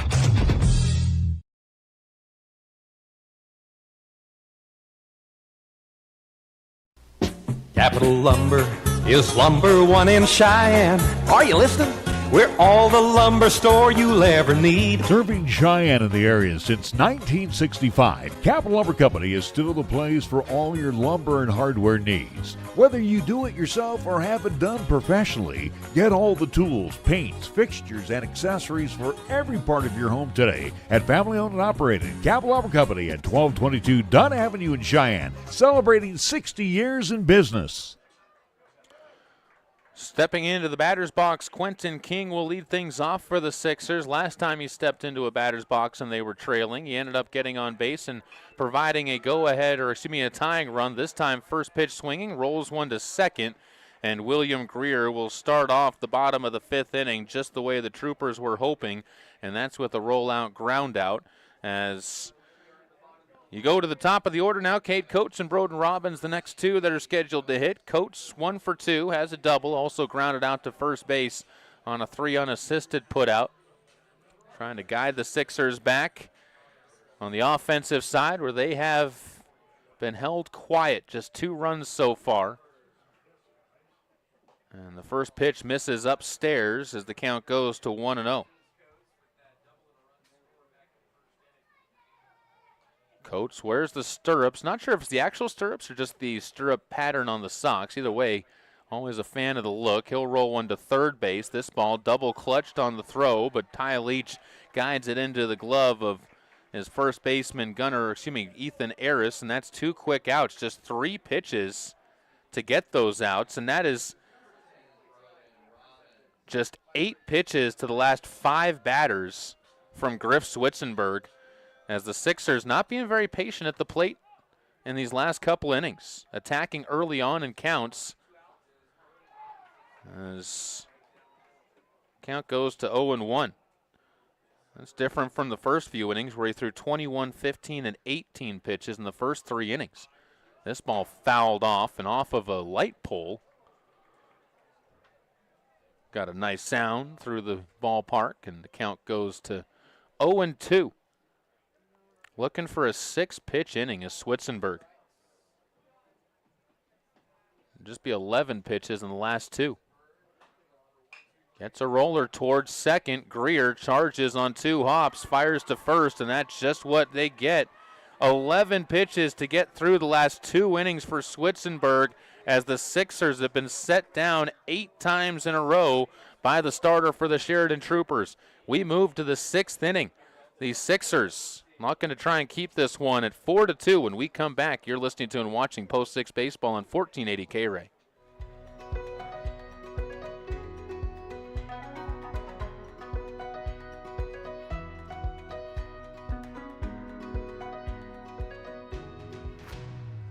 From your head to your toes, we're here to keep you moving. With consultation, treatment, and rehabilitation all in one location, it's easier than ever to get the level of care you deserve. Cheyenne Regional. We inspire great health.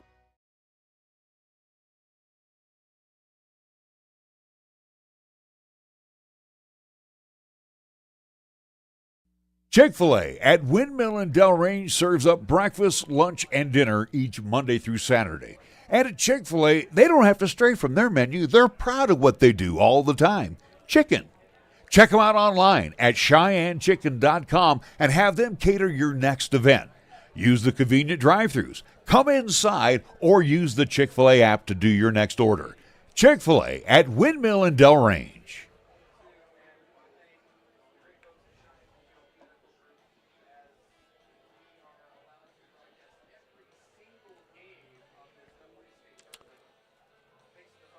Tafoya returns out to the mound for a full inning of work after getting 2 outs in the first 2 batters that he faced. Got a fly out and a ground out.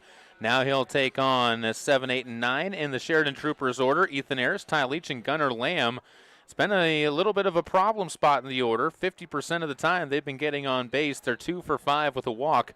And also Gunnar Lamb at the 9 spot has been flipping it around with quick productivity, as he has scored 2 of the 4 runs for the Sheridan Troopers. So getting through this bottom part of the order is so pivotal right now for Post 6 to keep this game sitting at 4-2. First pitch popped up foul. Might stay in play. It looks like it will. McAnally slaps it into the glove, and that's 1 pitch, 1 out.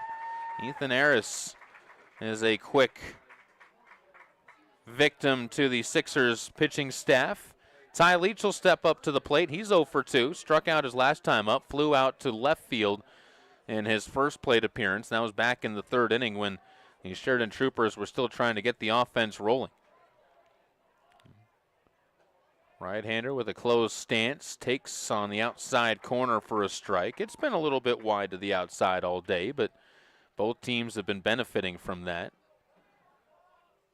Hitter's just needing to adjust to that pitch being called a strike. This one floated foul as well off to the right side. Count goes to 0-2 on the third baseman for the Sheridan Troopers. Sixers will have the middle of the order. McAnally, Horton, and Pacheco due up when they come to the plate in the bottom of the sixth inning. So a good spot to try and answer and at least tie this game back, as that ball fouled off by Leach, and the count stays at 0-2. Stays as it is. Sixers and Gillette tomorrow would be the elimination game at 3:30. This ball poked over to the right side and over the head of McAnally. That's going to touch down for a leadoff single for Ty Leach, or a one-out single, excuse me, for Ty Leach. The 7th hit by the Sheridan Troopers in this game.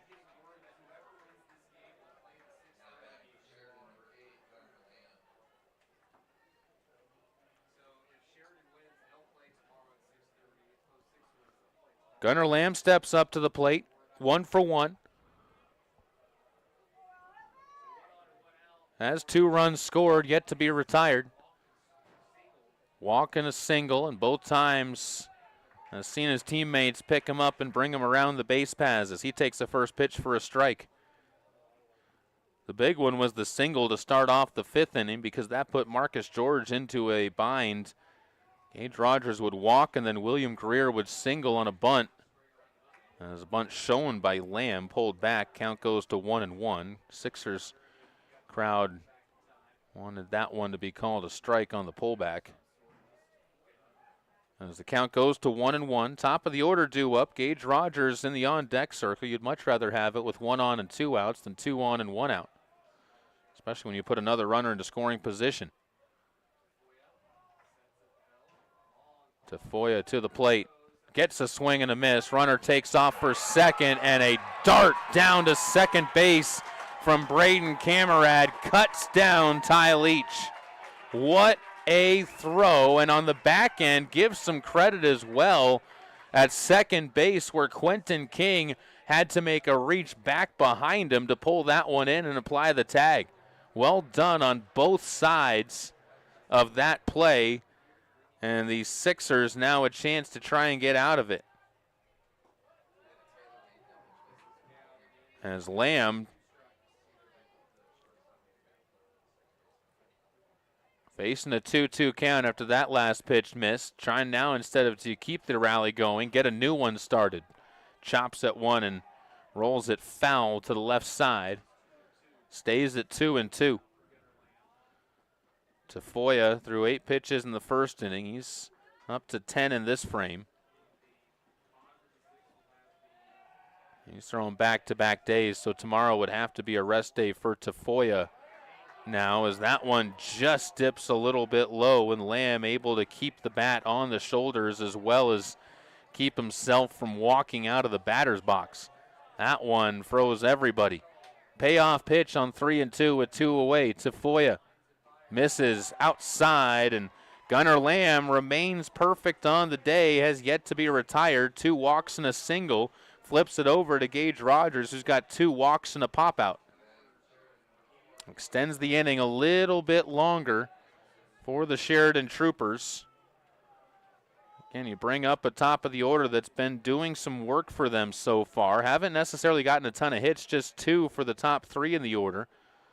But they've reached base 5 times in their 9 trips to the plate. First swing from Rogers is a foul ball that clips off of Camerad's glove, and back to the on-deck circle where Greer comes over and hands that to the umpire. Might have gone off the umpire a little bit too. So counted 0-1 to the center fielder for the Troopers, and how big is that cutting down of the stolen base now? Would be runners on first and second after that walk with 1 away. Tafoya clutches over and misses up and away to Gage Rogers to bring the count back to 1-1. Fading light here at Powers Field. On what's been a gray, overcast day all day, finally some blue skies starting to pop out overhead. That one misses upstairs, and the count continues along to 2-1. Noise being made by the Troopers.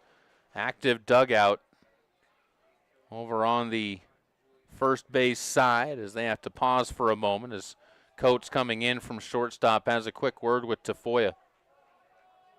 Sometimes it could be something as simple as just saying, hey, we got your back, trust in us, pitch to the bat, and if he puts it in play, we'll make the out for you.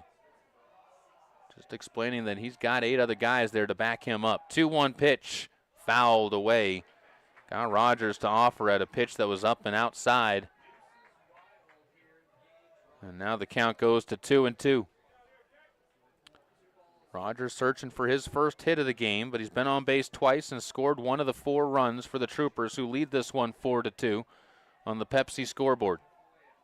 Tafoya sees this one served out past Coates at shortstop, and another 2-out single keeps the inning going for the Troopers and puts a runner in scoring position where Gunnar Lamb has not been kept there very long. He's scored every time he's gotten on base, and another base knock could do the same. William Greer, the second baseman, who has scored a run himself after reaching on an error and singling prior to that, will step up to the batter's box. 1 for 3 officially today, with an opportunity to drive home another one for the Troopers. Outside pitch from Tafoya has Greer ahead in the count, 1-0. 8 hits for the Troopers now in the game. 6 of those to Marcus George, 2 of those in this frame. As Tafoya spikes that one, and the ball gets past Camerad. Second and third now for the Sheridan Troopers. And again, that cut down stolen base earlier in this inning continues to loom so big for the Sixers as Camerad has salvaged them a run, at least at this point in time. 2-0 count as William Greer in favor. Still has to get a base knock, though. 2 outs onto the board. I mean, you just got to get 1 out, and to get away from this jam, as a strike down the middle for William Greer is passed on, and the count goes to 2-1. Second baseman for the Troopers looking to try and come up with his second hit of the game. Tafoya bounces that one up, and the count goes to 3-1. First base is open, so a walk. The only thing it does is bring up Tanner Hamrick. Hamrick 1 for 3 on the day in the on-deck circle. He's lined out, singled, and struck out in his trips to the plate. Tafoya doesn't want to see him, though. Inside on 3-1. Will Greer earns the walk as the bases for the second inning in a row are chock full. And Cade Coates heads out to talk to Tafoya. Does not appear to be activity in the bullpen for the Sixers, as Brad Barker is going to come out and have a quick question with the home plate umpire. And I'm assuming this is a conversation on where that pitch might have missed. Is the only thing I can think of on the conversation that they would be having on this one. And it's never a bad thing to come out there as a manager to have a quick conversation with the umpires on that. So the conversation wraps up.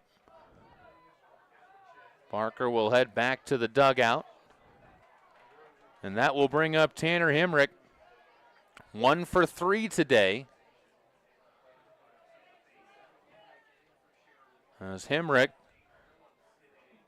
who has an RBI to his credit already, will try to add 1 more at least, and maybe 2 if he can find a single. No place to put him, so Tafoya's got to attack the zone.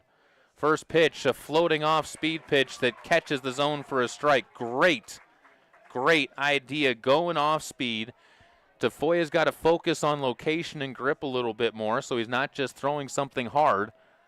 And he dials it in. Great job getting ahead in the count. 0-1 misses away, though, and the count evens up.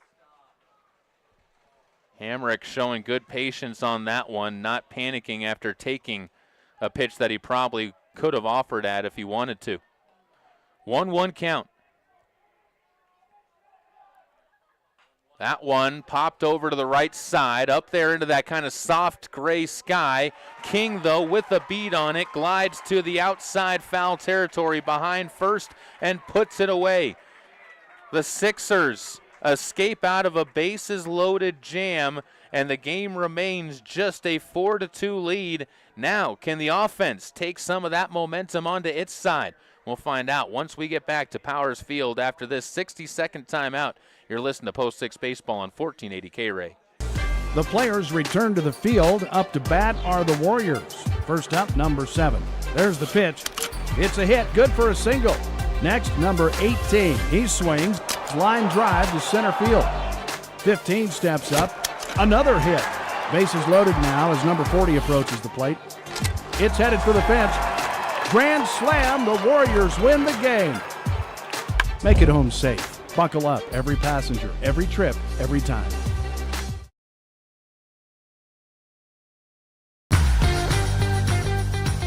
Sometimes you're anticipating it. Sometimes it's unexpected.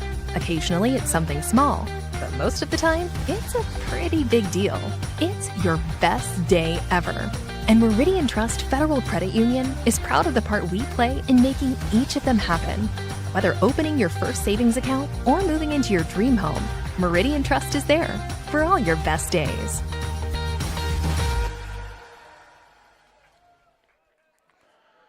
Four to two, Sheridan Troopers on top on the Pepsi scoreboard as Landon McAnally leads things off for post 6 and fouls off the first pitch he sees to make it an 0-1 count. 3, 4, and 5 due up for the Sixers. McAnally, Horton, and Pacheco. McAnally so far perfect on the day, a couple of singles, an RBI as well. Was left at third base his last time out there on the base paths. Rolls this one to short. He's hustling down to first, but the throw in time from Tanner Hamrick. And the 6-3 putout is the 9th straight Sixer retired by this Sheridan Troopers pitching staff and Griff Switzenberg. Even more impressive than that, how about 7 of those 9 outs have been ground balls? 6-3. 4-3, 1-3, 4-3, 5-3, 4-3, and 6-3. It's a pitch that misses. Nolan Horton gets himself ahead in the count, 1-0, as he works with 1 away in the bottom of the 6th inning. Swing and a chopper towards third is foul. Count goes to 1-1. Win this game, you play at 3:30 against Gillette. Lose this game, you play at 6:30 against Gillette if you're the Sixers. Still plenty of time to try and come back. Still have 5 outs to work with, only down by 2, although this one might make it 4 left to work with as a fly ball to center field is gauged by Rogers, and he puts it away. Pacheco, 0 for 2 with a pair of strikeouts, will walk to the box as the number 5 batter in the order for the Sixers, and they're trying to stop this run of outs recorded. 10 straight now set down. Since the single by Landon McAnally back in the 3rd inning, they have not been able to put anybody on base. That's not by a walk. That's not via error. Not a single base runner. All outs since then. As Switzenberg has found his groove. Gets a strike, and the count goes to 1-1. He's done it efficiently, too. He's only thrown 7 pitches this inning. He only threw 11 the last 2. That one bounces up to the plate, and the count goes to 2-1. His 19 pitches that he's thrown in the last 3 innings is less than he threw in the 1st inning when he gave up the run. Gets a ground ball again up the middle, off of the glove of the shortstop, Tanner Hamrick, and Pacheco gets on base with a single. That one up the middle was going to be a tough play for Hamrick, and Pacheco snaps a skid at the plate with a beautiful piece of hitting there. took a 2-1 pitch, knew he was going to get a good count to try and hit on. Gets the 5th base hit of the game for the Sixers as a staff. And Colin Crecelius will get his opportunity to bat in this bottom of the 6th inning. He's popped out to the shortstop and flown out to right in his opportunities, as the first play is a pickoff over to first for Pacheco, who looks like he might have hurt himself sliding back into the base. As that looks like a shoulder is what the umpire just tapped on as he gets up, and it does look like Pacheco might have hurt that right shoulder. Brad Barker is up out of the dugout. He's walking that way to go check on his right fielder and designated hitter, and Pacheco, who's an all-state player again for the 2nd time in his career, was 2nd team in 2023, 2nd team this year as well. And Pacheco, a tough kid. You know he's going to want to try and tough it out, and it looks like he will, as Brad already heading back towards the dugout. Brad really just doing the gear carry now for the Sixers, as usually that's one of the players that'll hustle out there and grab that. But Brad, checking on his players, said, hey, I'll carry that back with me from Markham while I'm at it. Trades it off with Broden Robbins as they get by the dugout, and as they head in, we go back to the action. And the pitch misses on the leadoff pitch to Colin Crecelius to make it 1-0. At the 10th pitch of this inning, 75 pitches in the game now for Switzenberg. This ball lifted out into shallow center field. Playing shallow, though, on the play was Gage Rogers. Puts it away. And another quick inning for the Troopers, and the Sixers only have 3 outs left.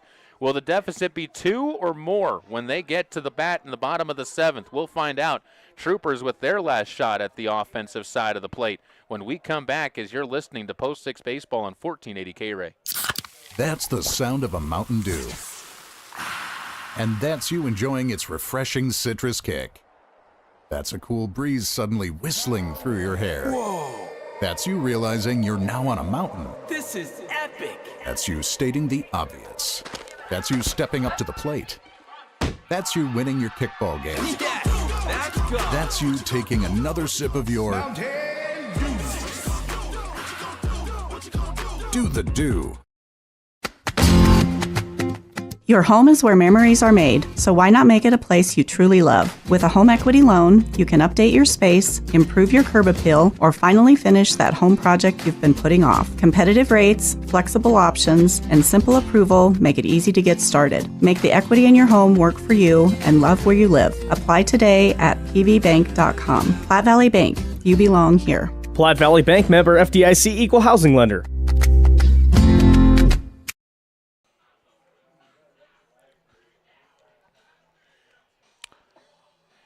Sixers looking like they're sending Tafoya back out onto the mound once again to try and keep this game stuck at 4-2. There was activity down in the bullpen earlier and still is for the Sixers, ready to come out if need be, as you don't want to let this deficit get any worse. But Tafoya's been pitching well, 33 pitches in, inning and 2/3. 2 1/3 innings in his last 2 games, as he did come in yesterday as well for the Sixers to get some time out there for them. Pitched 2 innings, or 2/3 of an inning of scoreless baseball there as well. Has yet to give up a run in this state tournament. He'll face off against Blaine Phillips, Dominic DiStefano, and Avon Barney. As Phillips, so far today, 2 for 3, double and a single, an RBI, 3 RBIs in fact, as he has been the spot in the order that the Sixers have, well, one of the 2 spots in the order that the Sixers have been struggling with the most. First pitch to him misses outside, and the count goes to 1-0. Gunnar Lamb, the other one, he is yet to be retired. The 2 of them have combined for 2 runs and 5 RBIs. That one rocketed to the right side over the bullpen down the first baseline as the count goes to 1-1. Again, the winner of this game plays at 6:30. Loser of this game plays at 3:30. Sheridan will face off against Casper. Sixers will face off against Gillette. Now, the dynamics of that game and what the implications for that game hold, that's a different story. Pitch misses upstairs. Count goes to 2-1 on Blaine Phillips, who takes away, in the count now 3-1 to the designated hitter. Big thing for the Sixers right now is you got to look to the pitching staff to tomorrow. Question, who do you go to? There are some options, some pretty good ones too. That one called strike 2. Blaine Phillips sees the count go full on the 3-2 count. Colin Crecilius, a definite option for the Sixers. Brings a good steady arm to the mound. Also, Zach Hall has turned into a strong arm for the Sixers on the mound as well.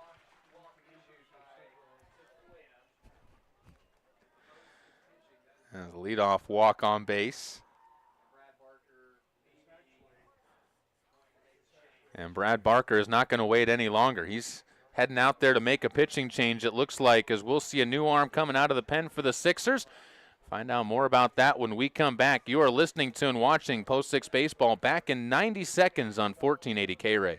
Since 1986, here's a list of cars and SUVs I have purchased or leased for myself or my family from our local dealers here in Cheyenne. Kia Optima, Sorento, K5, 2 Chevy Blazers, Honda CR-V and 3 Pilots, Aztec, Villager, Trans Am, Pontiac GT, and Grand Am. What do all these vehicles have in common? Well, for service work, even if it was just a simple oil change, they were taken care of by Shine Auto Repair and Service. Larry Proetti for Cars in Cheyenne, where John and his great team has always been there to take care of the Proetti vehicles, and yours too. John is a TechNet professional, which means he is one of the best in the country to service your car or truck. Make sure your maintenance or minor repair doesn't turn into a major problem. Call Shine Auto Repair and Service today to set up an appointment at 632-0498 or stop in at 604 West Lincoln Way. Shine Auto Repair and Service open Monday through Friday and taking care of your vehicle's needs for over 30 years.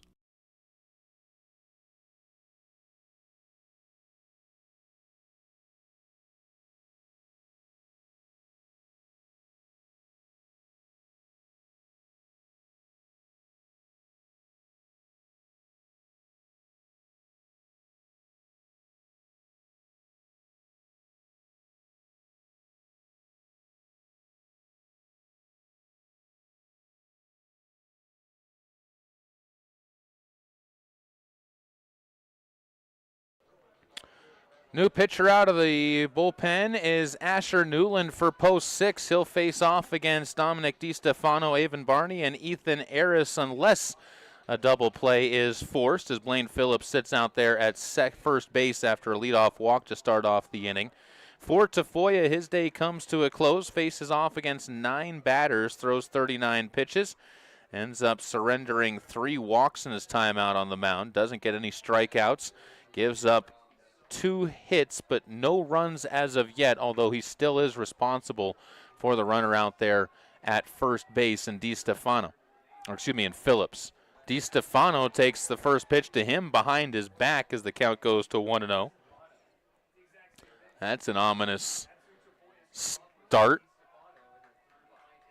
as the bat of DiStefano 0 for 3 today. Flown out, struck out, swings and misses at that pitch, and also grounded out. Found every way to find an out, hasn't found a way to get any base knocks yet. Finds himself even with the count 1-1.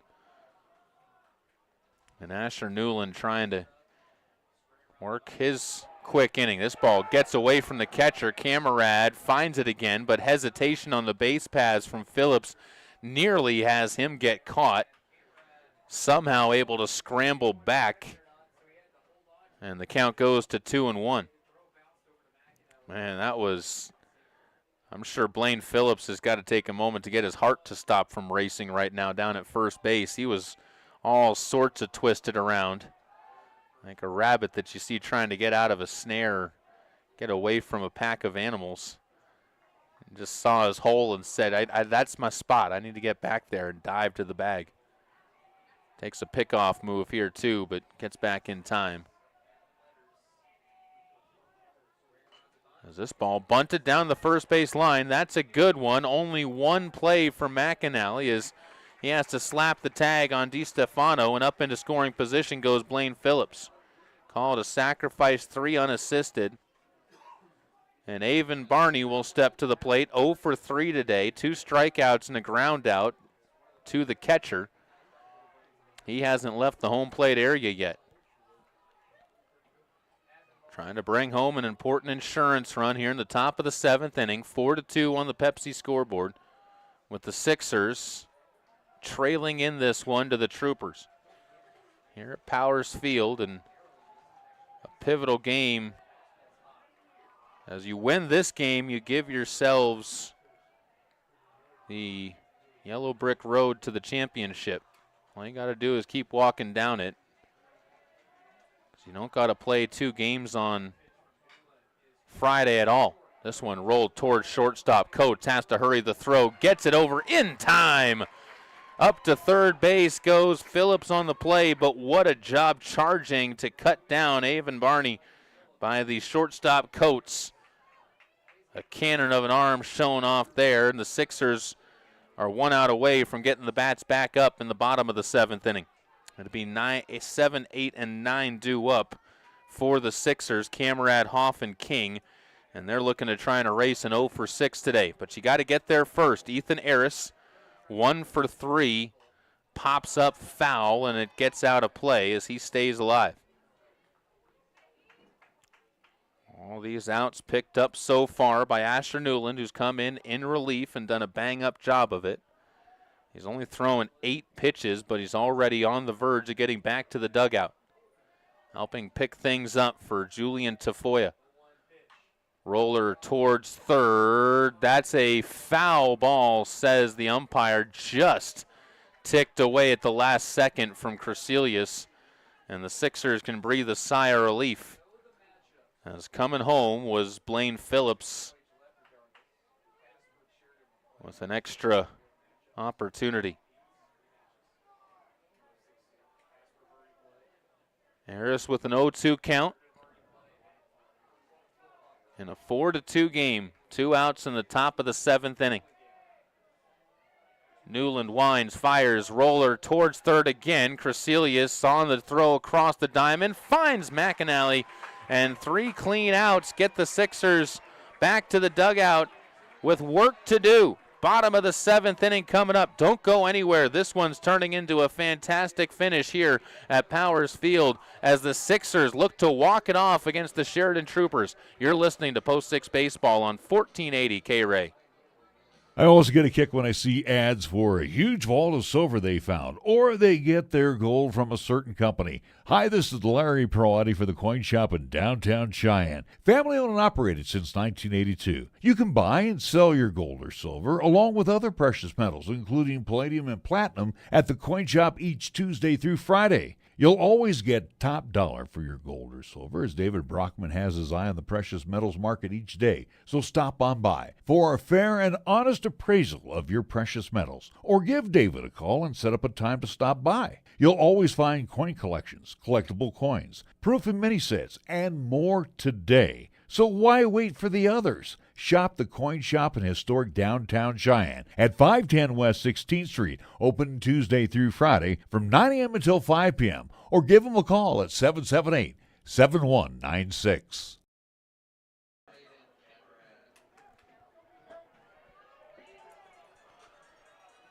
Four to 2, the Troopers lead the way over Post 6 as we head to the bottom of the 7th inning here in the state tournament's final non-elimination game. Winner of this one sets themselves up with a trip to the state championship guaranteed.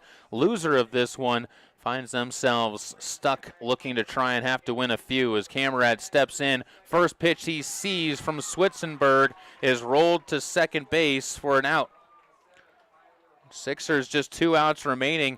How about Griff Switzenberg, by the way? Give him a shout out too. 77 pitches deep into this one, looking for the complete game, as he has silenced the Sixers offense to just 5 hits.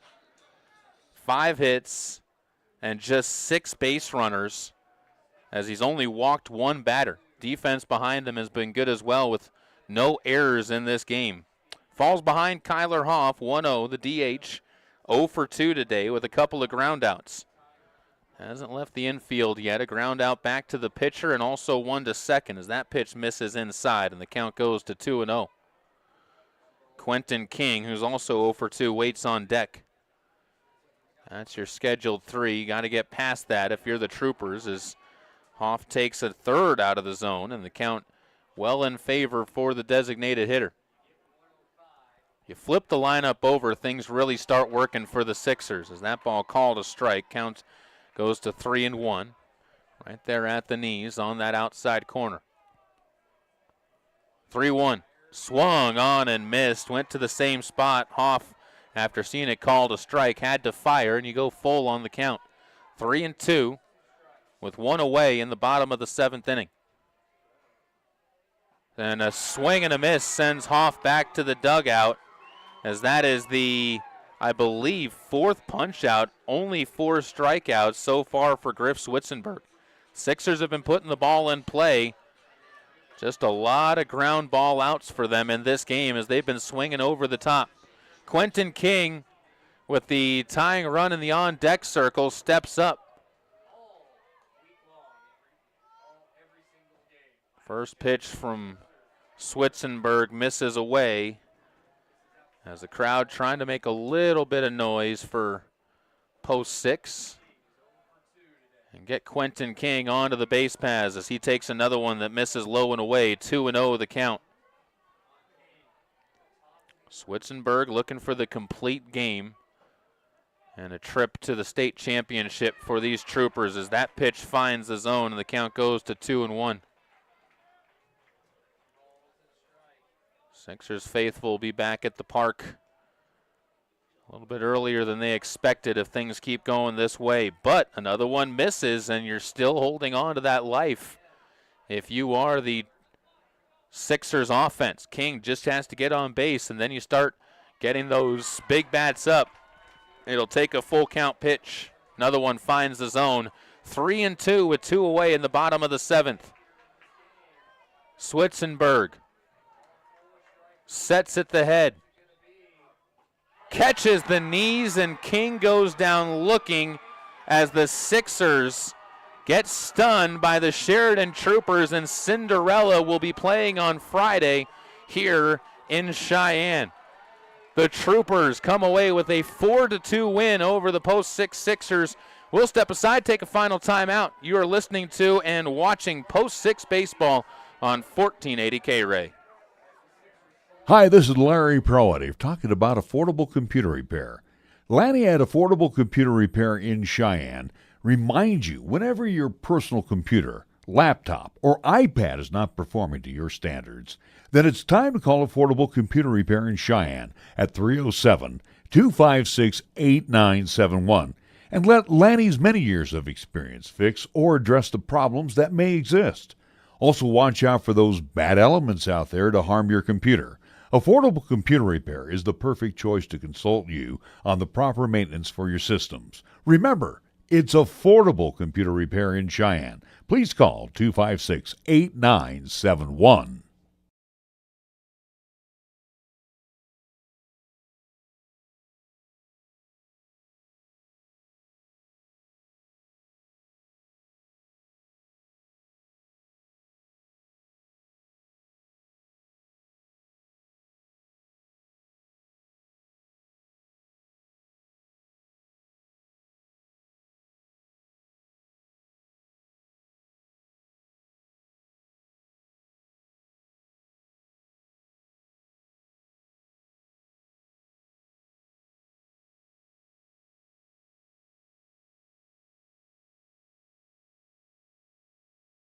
If you're looking for a quick breakfast or lunch, you're looking for the breadbasket. If you're busy and can't take time out for a healthy breakfast, stop in and try one of our breakfast burritos loaded with potatoes, eggs, cheese, bacon, and our homemade green chili wrapped in a 12-inch flour tortilla. Or, for a fast lunch, try our delicious cabbage burgers, hamburger, onions, and cabbage wrapped in bread dough and baked to a golden brown. Treat yourself to a fast breakfast or lunch today at the Breadbasket Bakery and Sandwich Shop, 1819 Maxwell Avenue, Cheyenne's hometown bakery. Wrapped in bread dough and baked to a golden brown. Treat yourself to a fast breakfast or lunch today at the Breadbasket Bakery and Sandwich Shop, 1819 Maxwell Avenue, Cheyenne's hometown bakery.